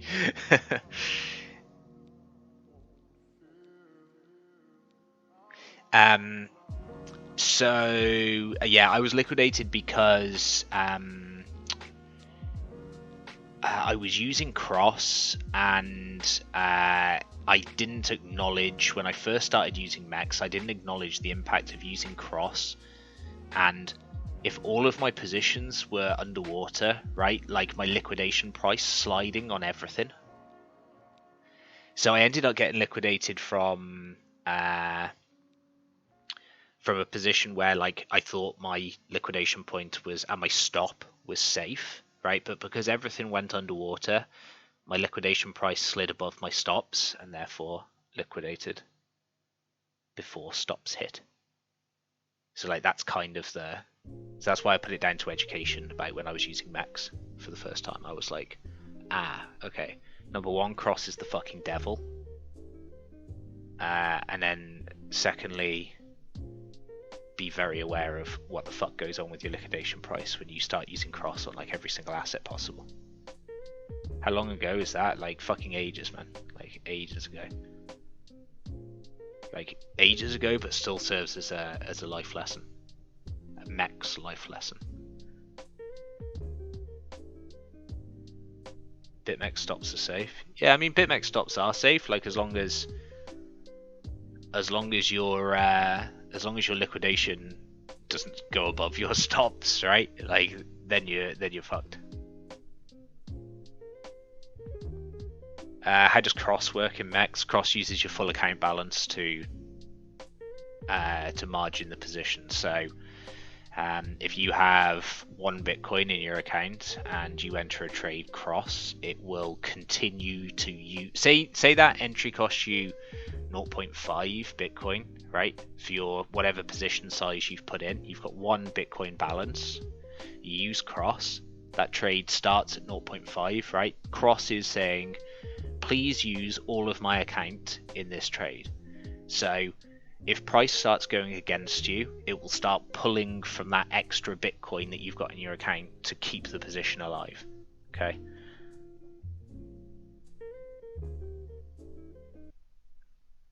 So it will basically start like eating into that 1 Bitcoin to say, fuck, I need more to sustain this position.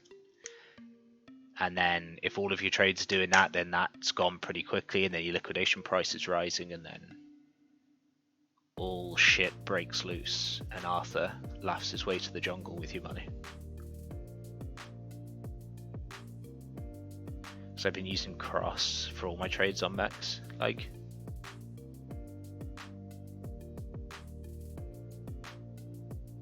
Yeah, I don't think cross is on FTX. Hold on, I have to check. Yeah, practically, yeah, one position can destroy everything. Like, especially if you just hammer on cross, like, and don't even really think about it, you'll just look. And whereas, like, when you put on the trade, you might have balance in mechs, but then the next time you check, that balance is gone because it just goes to keep you afloat in any underwater positions. So it's just completely fucking you. Like, yeah, like, use cross, just be very aware, like I said, that if you have stops in place, continuously check your liquidation, because there is a possibility if you go big on a cross position that it will just pull from your main balance and start to get really nasty for you. Yeah, and it's 100x, right? So like cross is 100x. Cross is full leverage for whatever asset you're trading at cross. So if you're trading like XRP on cross, then you're using 20x. If you're using ETHUSD, you're using 50. Like BTC, 100x. So like you're getting 100x leverage, but you're using full account balance to do it. Yeah, I mean, if you want to use 100x and cross all the time, like I've got no problems with you guys using 100x or cross. Like, just please use my ref link.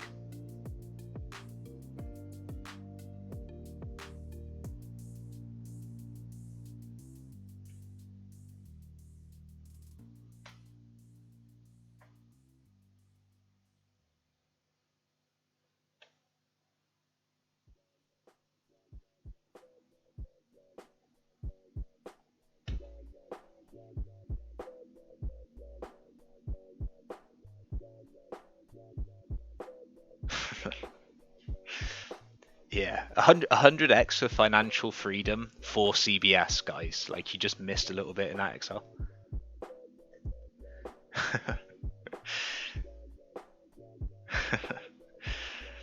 Yeah, I might have to update the title. CBS live liquidation stream. Just people falling left, right, and center to liquidations in a $20 range. CBS exit scams with RefLink money. Yeah. I'll screenshot my $3.49 in RefLinks.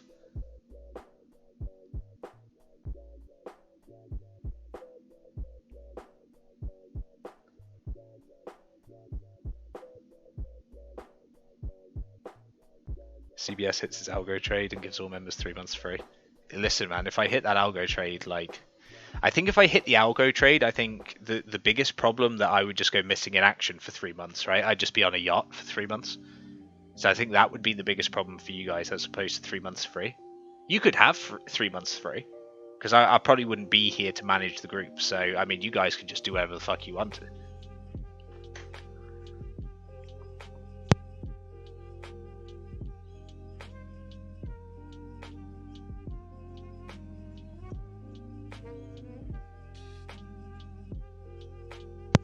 It just made yearly salary in RefLinks. Alright, so BTC continuing this move up, okay? It's kind of like we drew this meme line before to try and get us up to 10,700. It's certainly going to have a go at that. ETH responding well, trying to break the guppy. BCH trading above the guppy, but still way too choppy.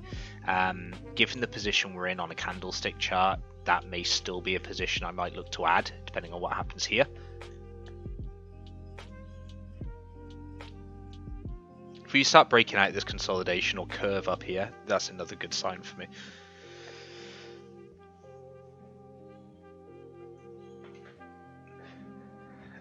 Are you asking how much money I would have made on the algo trade? Is that what you're asking? How much dollar would you have made hypothetically if the algo trade worked?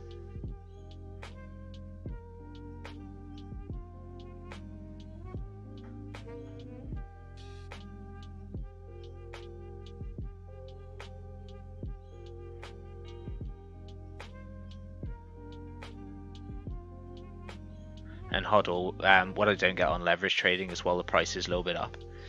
Are you referring to FTX leverage trading? Because like the unrealized P&L is like way off, and your realized P&L is also like cumulative. So your realized P&L will show for all positions ever opened on that asset. So that can also throw you as well.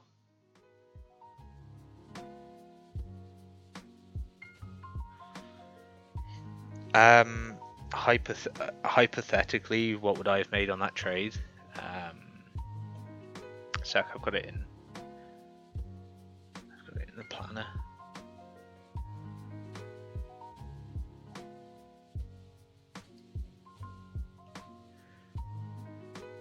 So from opening position of where I was, like if I would have taken the trade up to the first region that I was trapped, the first region that I identified as the resistance region, which was 64 cents, right? So like this is just the move I wanted, was here to here, right, then that trade here was, hypothetically speaking, like a 30k trade, right? Hypothetically speaking.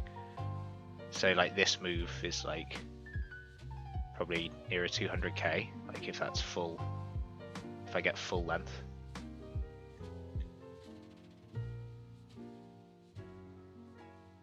Yeah. And again, like that's from my salary position. Okay. So this is from where I make my yearly money. Okay, so this isn't like on a challenge account. This is trading my career balance. Yeah, like if I were taking this trade on the 10k, like yeah, like that's that would have been a huge step. Like that would have been massive. But you would not have put all your money on this algo thing. No. Like I wouldn't have put like all of my balance. What I mean is that I've got like 3 accounts that I trade with that all have money in. Okay, I've got the challenge account, which I do on Twitter, which is the 10k to 1 million challenge account. Okay, so far I've turned 10,000 into 27,500 in that account. I've then got my like scalping testing account, which literally has like breadcrumbs in. Okay, and that's for me to live test new strategies and to have a pool of money aside for things like alt plays. Okay, and then I have what I refer to as my employment balance, right, which is the largest of all the accounts. Okay, it contains the money I actively trade with to make the money I live from, and that is the account that I would use for this trade. My main balance isn't on FTX, no.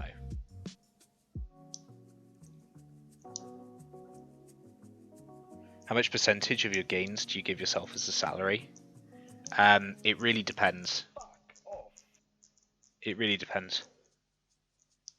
Time is a very difficult thing to pin down. There's a famous saying of St. Augustine of Hippo that when he was asked, what is time? He said, yeah, I haven't. I've been like really focusing on like and also like the same thing, Brandon, like on Twitter, right? That like that thread's gone quiet. The last trade I took on that was the short I took from 10.148. Okay, and I took 50% off that position and then got stopped on the rest. But I haven't updated that because I've just been spending so much time like chatting and answering questions and getting things established and like doing the live streams that like I've been finding that people are getting more value from the fact that I'm around to answer questions and to discuss setups and divergences and Awesome Oscillator and Renko and than they would be if I just said, here's the trade I'm taking on this challenge, right? Like I still need to get better at updating that, but I feel as though right now my priorities have been in different places, certainly the infancy of the group. I'll take over that account. Nah, I'll pass. Be my pleasure. I'm sure it would be your pleasure, man. Like it wouldn't be my pleasure. It's alright. When my wife gets home, then I'll say, I've handed my details over to Saint now. He's gonna run the account now for me. Is that okay? Yeah, and yeah, I share everything anyway, Brandon. Like I don't hide anything. I've just not kept that particular thread open. Like we've had a really shit start to August as well. Like BTC short didn't work out, algo long didn't work out. Like the only thing that's running good is ETH and TRX. Like, but hopefully those two are long burners. Like this one here. Like we probably get a bounce soon. I know that Roblox asked this. Like we probably do get a bounce back up to this region soon, 222. Okay, but it's just another opportunity to short more heavily. 220. 229 best. I can guarantee minus 1,000 R if you let me manage all your accounts. Yeah. Like, it's taken years, man. Like 8 years to get to a point where I can be comfortable just having like an exchange balance that I know I'm set up from. Like years and years and years. Yeah, so I did all the bad trades too, don't worry. That's exactly what I did. All the bad trades. It's just that time, you know, like we'll get drawdown. Like the first month was 26 hour returns on trades, right? Which is an unbelievable month. That is a fantastic month, right? 26 hour is unreal as a month. And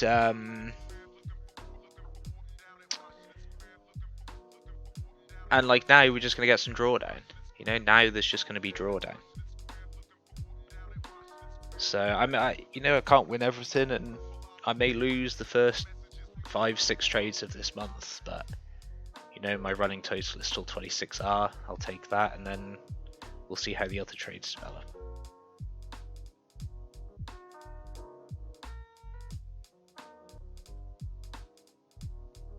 Did the 20k to 2k challenge. Super successful. What are your position sizes on the challenge account per trade? How do you calculate the position size? Position size is determined by risk. So my risk is a maximum of 2%, so I'm willing to lose 2% of my account balance per trade if I make the wrong decision. So depending on where my stop is, right, where I want my stop to be, I then need to work out what is my position size based on the fact that I only want to lose 2% of my account. How do I position my size? How do I size my position, to ensure that only 2% gets taken if I get stopped out with this stop that I want in place?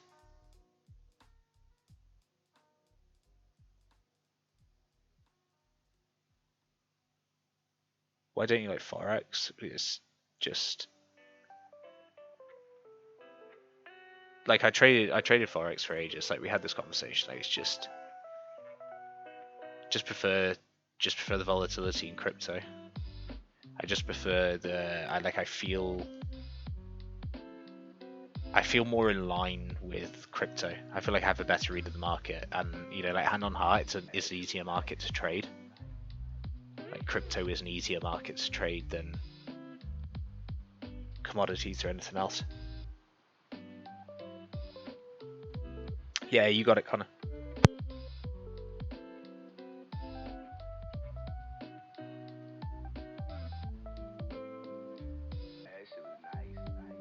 Yeah.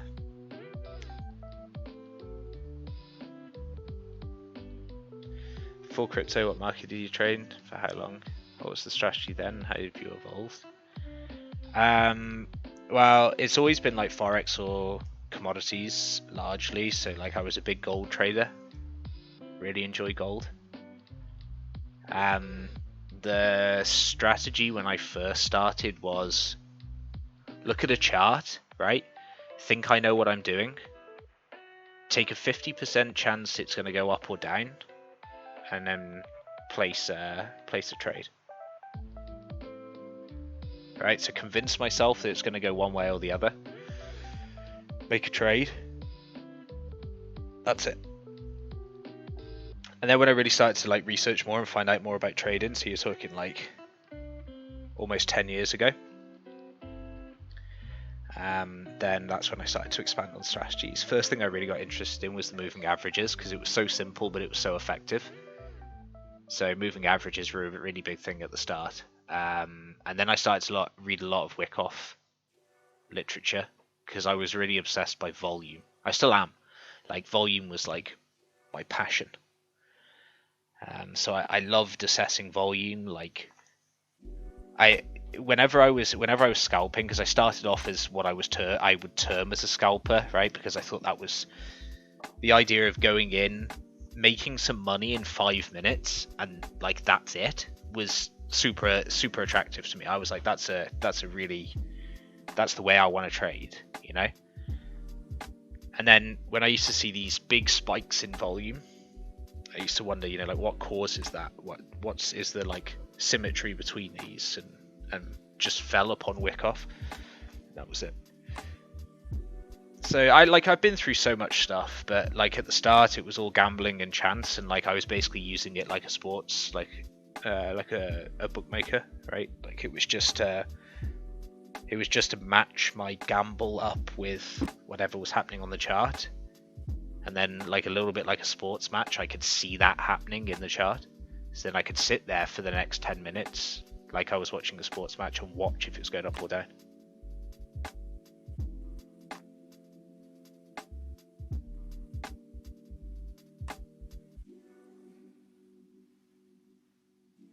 Where would you look to see the 10.7k trade invalidated? If this breaks above. If momentum goes with the bulls all the way above here. Would you mind having a look at Link BTC? Let me know what you think. Have a position on it and a bit worried BTC pump will murder it. Yeah, like I played poker previously. I was very close to playing professional poker. I played poker from the age of like 16 online, which obviously I shouldn't have been, but I was playing like 12 hours a day minimum. And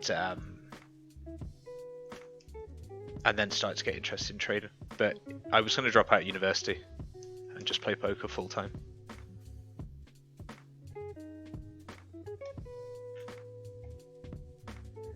Yeah, full tilt originally, then transitioned to PokerStars.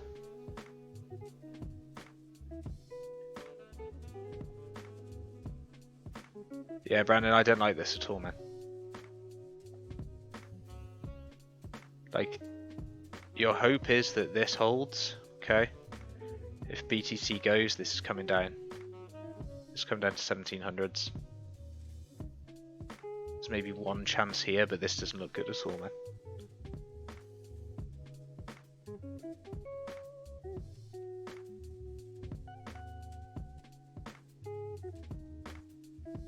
Still play poker, doing better than trading. Yeah, I played a 180 man the other day. I haven't played poker in so long properly, and actually sat down and played 180 man. I was so bored. So I used to play heads up. Yeah, cut and run. I don't like it, man. I don't like this at all. I don't think the daily's gonna look any better either. Like, it's going down to this region, I think. Didn't hold up here. This broke down. Not good. Yeah, all good, Hoddle. Thank you, man. Thank you for joining.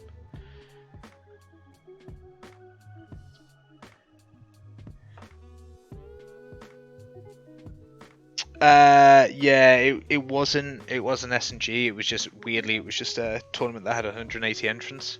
It was turbo. Like I need to play turbos, hyper turbos. But I was primarily a heads up, sit and go.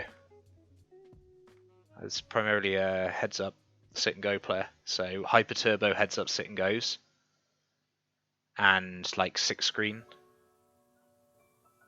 It's like I would just 6 table those on. That's it.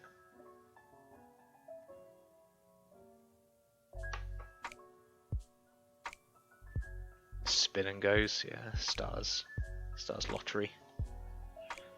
TRX, good time to get back in. Highly doubt. Right, like Roblox, the only time you want to get back in, okay, is if this comes back up here and retests. Alright. So just look for this region here. 214 on Mex, that's 213. Okay, if we start to move back up to the 213 region, start looking for shorts. You want to be shorting all the way up to 223. Okay, so you want to short all the way up to here. Right, this is the breakdown of the big support level. It's going to start getting interesting around the wicks. All right, both these wicks held at the same place previously, so that's 213. And then 223 is the top end of that. If it breaks above 223, we want out of this trade, and we'll short any other bounces further up. Maybe this region here, 230. Does that make sense?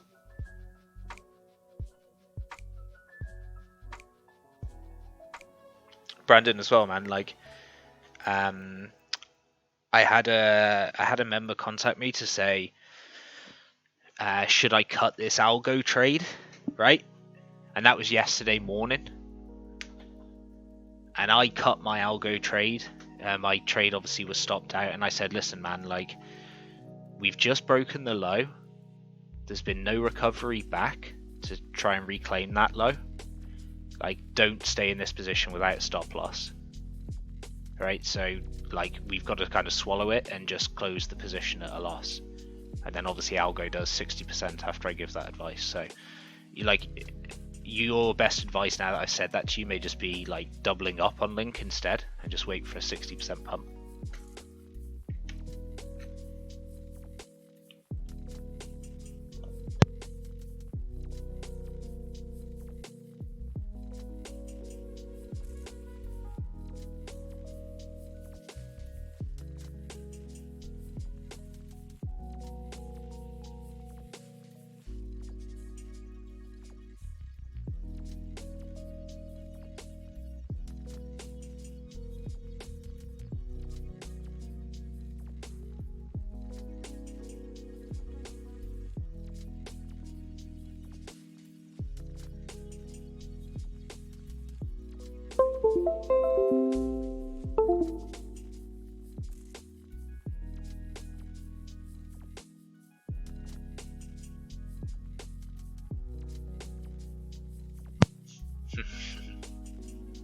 Look at all the trolling, man. Looks like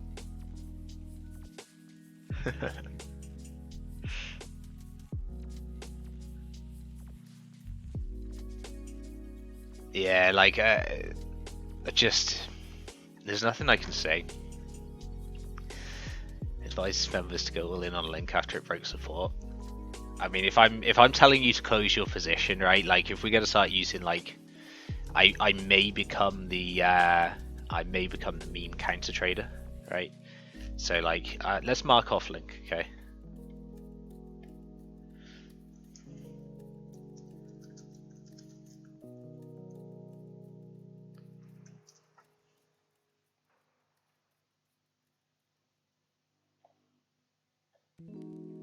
Actually, no, that's unfair. No, because I didn't say shorter. I said CBS says close long, right? Alright.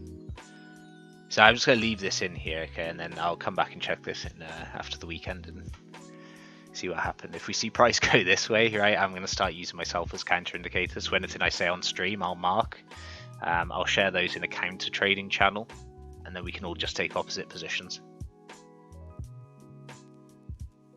Can AO print red bars before candle prints? Typically no, like they work at the same pace. Yeah, BTC crawling towards it. Litecoin crawling away from it. Okay, it's a nasty sell-off on Litecoin.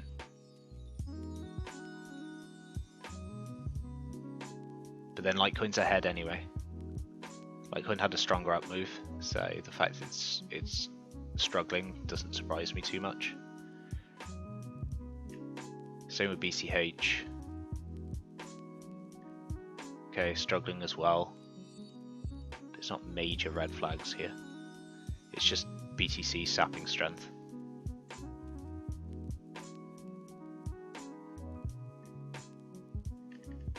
Yeah, and we are continuing. Like, I know that the AO isn't going to flip on me. Isn't going to flip on me until I've had downside move.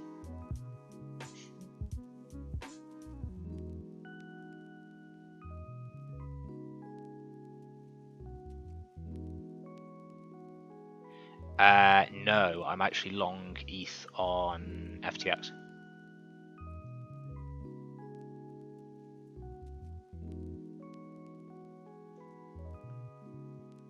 I mean, like, ETH funding is always going to be just like fucking shit because of how many longs are open.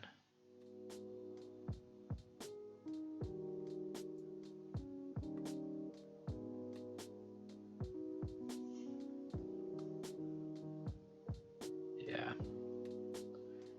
But we'll see anyway, because like even the ETH position is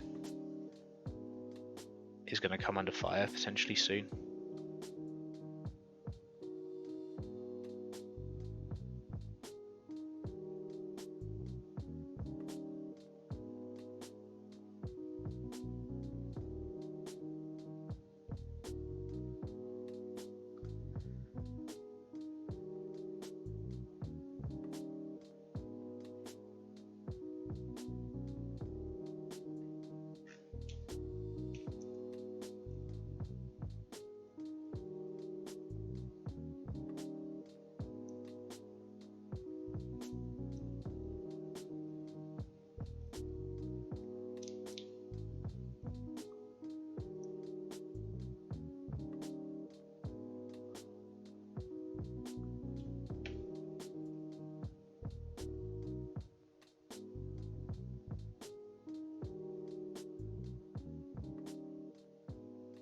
This is just meme chat at this point, of course.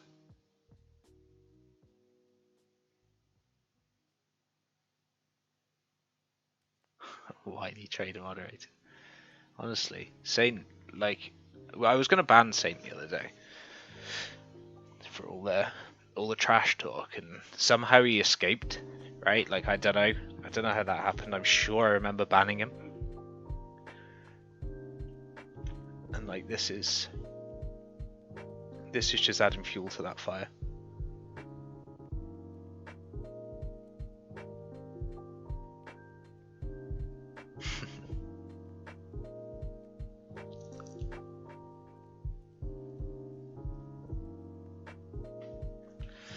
So Litecoin really looks like it's struggling now.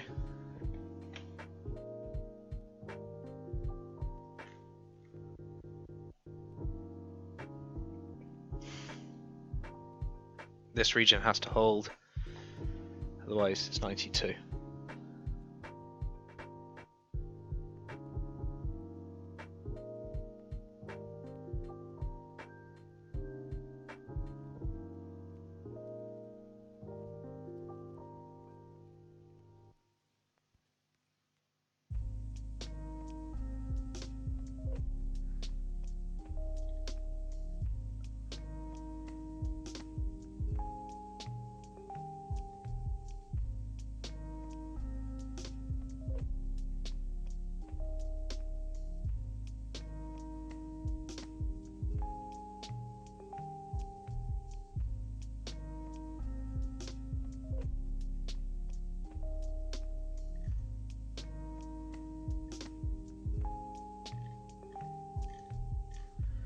And this is getting really close.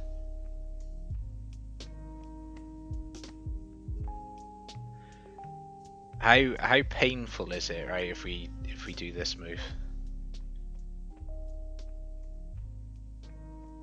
How painful is that?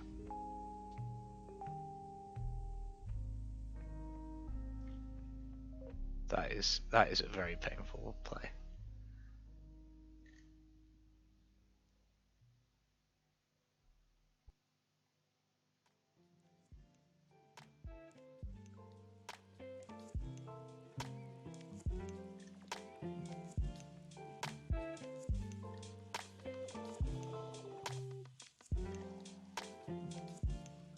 It's an uptrend adapt already.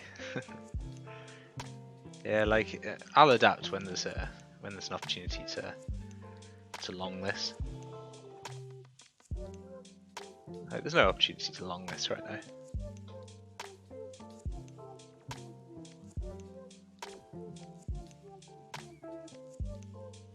All I really care is about ETH maintaining momentum with it, right? And the other majors, like, just as long as these things don't fuck up, then I'll make the money there that I would have made in any BTC move.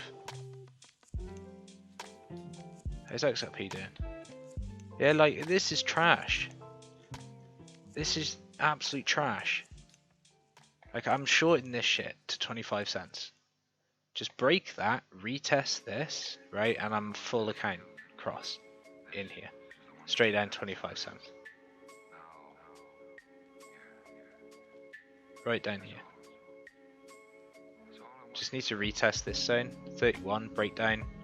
Failure to get back above, short it all the way to fuckfill down here.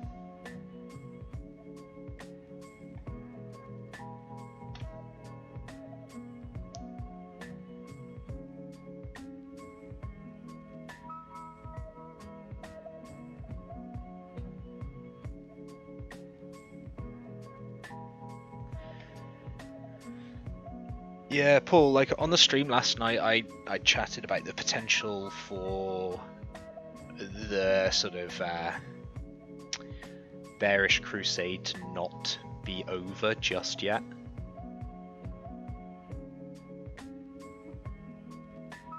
So, like, I just want to see reaction here. This is coming out exactly as expected.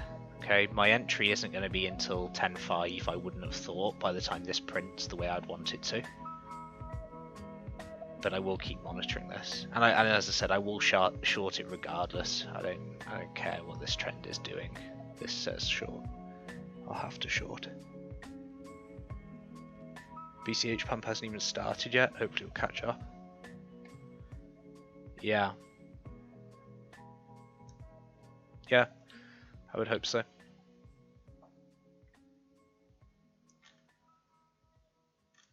This is such hot garbage. Weak bounce, weak bounce, weak bounce. Fall under, lose this support, done. Like, how long does this support hold for? Bear flag. Alright, tight consolidation on the daily. Here. Here. Breakout, crush everybody down 25 cents.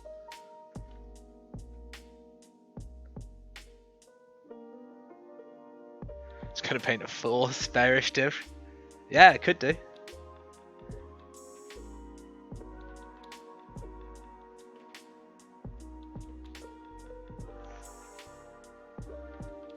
Yeah, if it loses that hourly level, I'll post up that Ripple trade. Because I will take that as soon as it loses this level here and comes back up.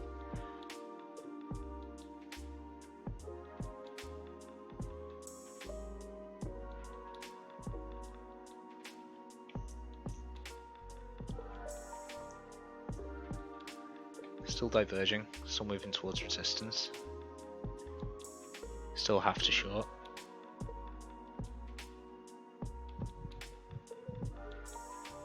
Volume's not great.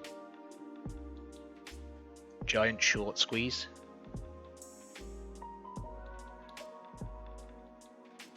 Right. Big giant short squeeze.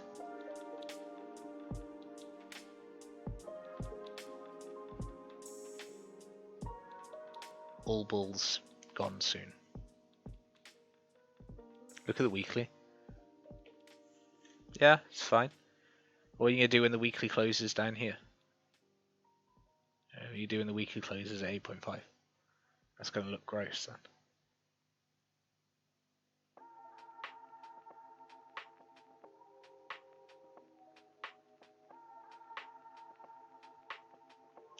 Yeah, weekly looks good, 3-day looks good. Daily, obviously, it's absolutely fine. Continues this Adam and Eve pattern.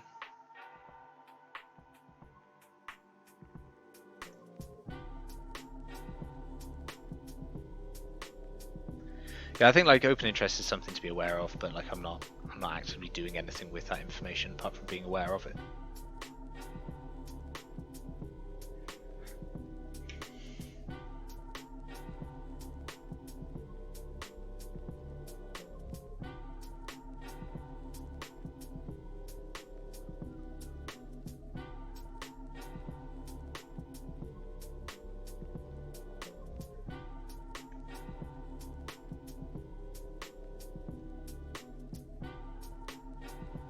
All is bullish, but you're following that div. Like, what's the other option? Longing resistance here.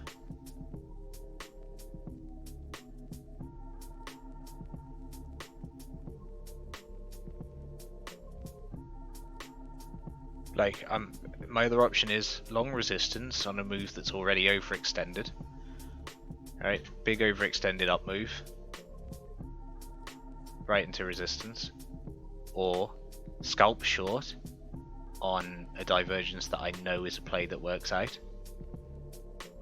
Right, and then I take a longer and more sensible position when I can get one at support level.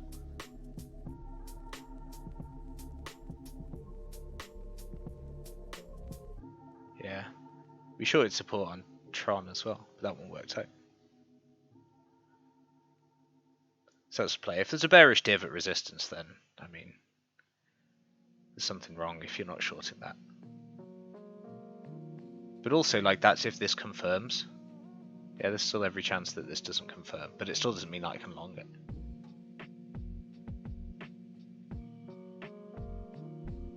And the alt USD pairings are really struggling.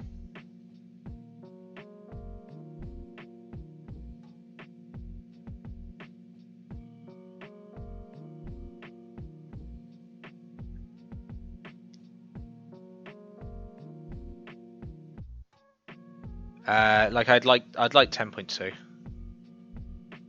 I'd like this zone here.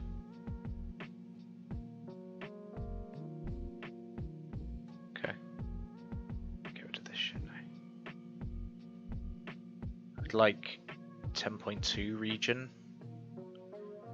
I'd happily long here, and then BTC can go wherever it wants.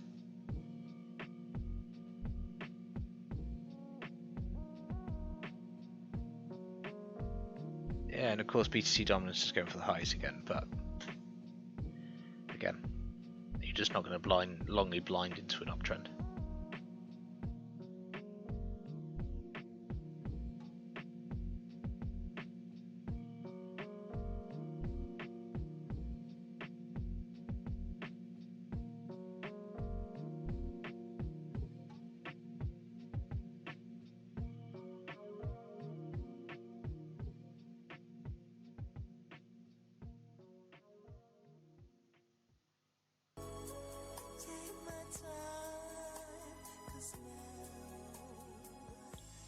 Plus,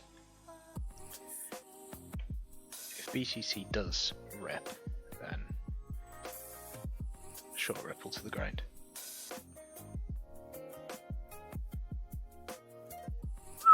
Look at that.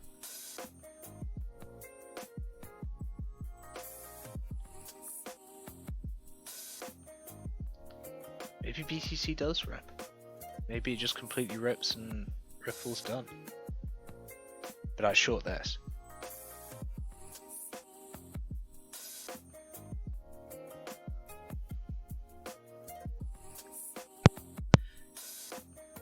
This is going to be such a crazy nice short if this breaks down. Like this consolidation at the end of this sell-off. That's a support breaker.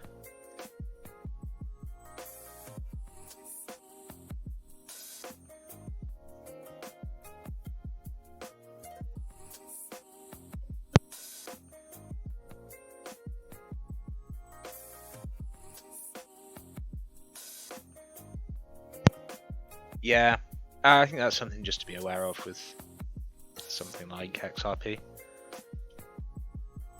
I was short XRP up here, and I closed here at this region, right? But I will short this little play.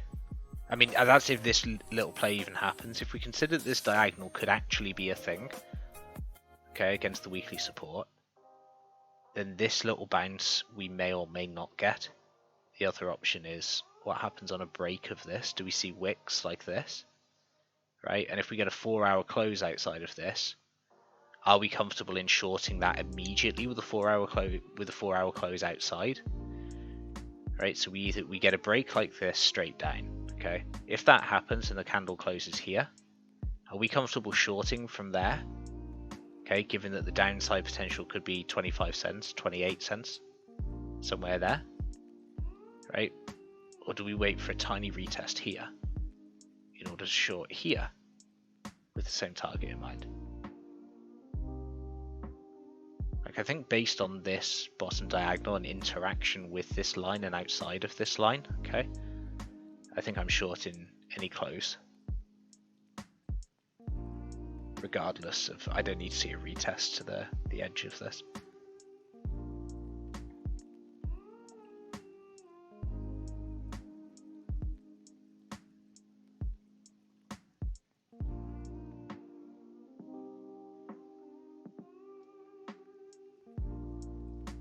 And if it breaks to the upside, then shit, I'll long the upside break. I won't get fussy about direction. I mean, I think the play is good, whatever happens here.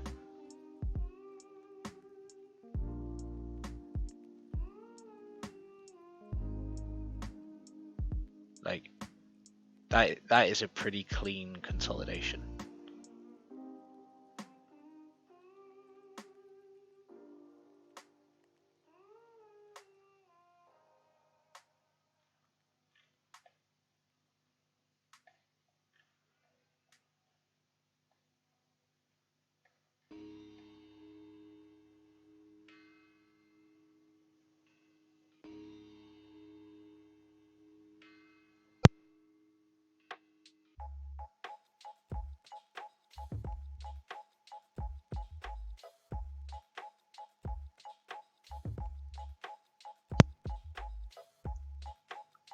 So I'll take the downside here.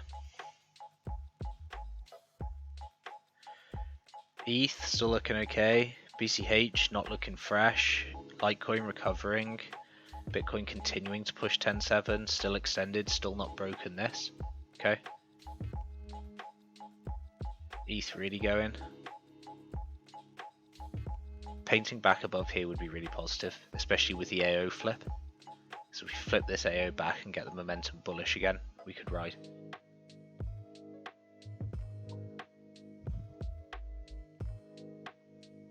Should we end it there? Should we end the stream there? I feel as though we've been on for like 2 hours. Covered a lot. I talked a lot about Renko's strat. Right, I'll monitor this div, but I feel like maybe we've done enough sitting and chatting now.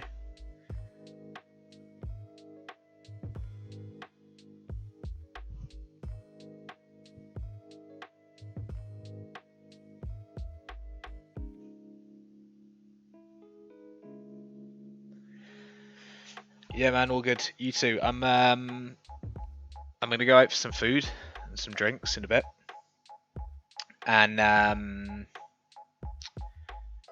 I'll be back on a little bit later on. I'll keep a check on this divergence. I will definitely be shorting this divergence still, unless momentum breaks above, as you know. The only other position that obviously is in a little bit of doubt right now is the BCH position, so we'll just monitor that and see how that goes. Yeah, all good, man, and thank you guys for joining me, whether or not you came and went, stayed in for the whole time. Appreciate you spending a little bit of Friday afternoon with me. It was good to have you all here.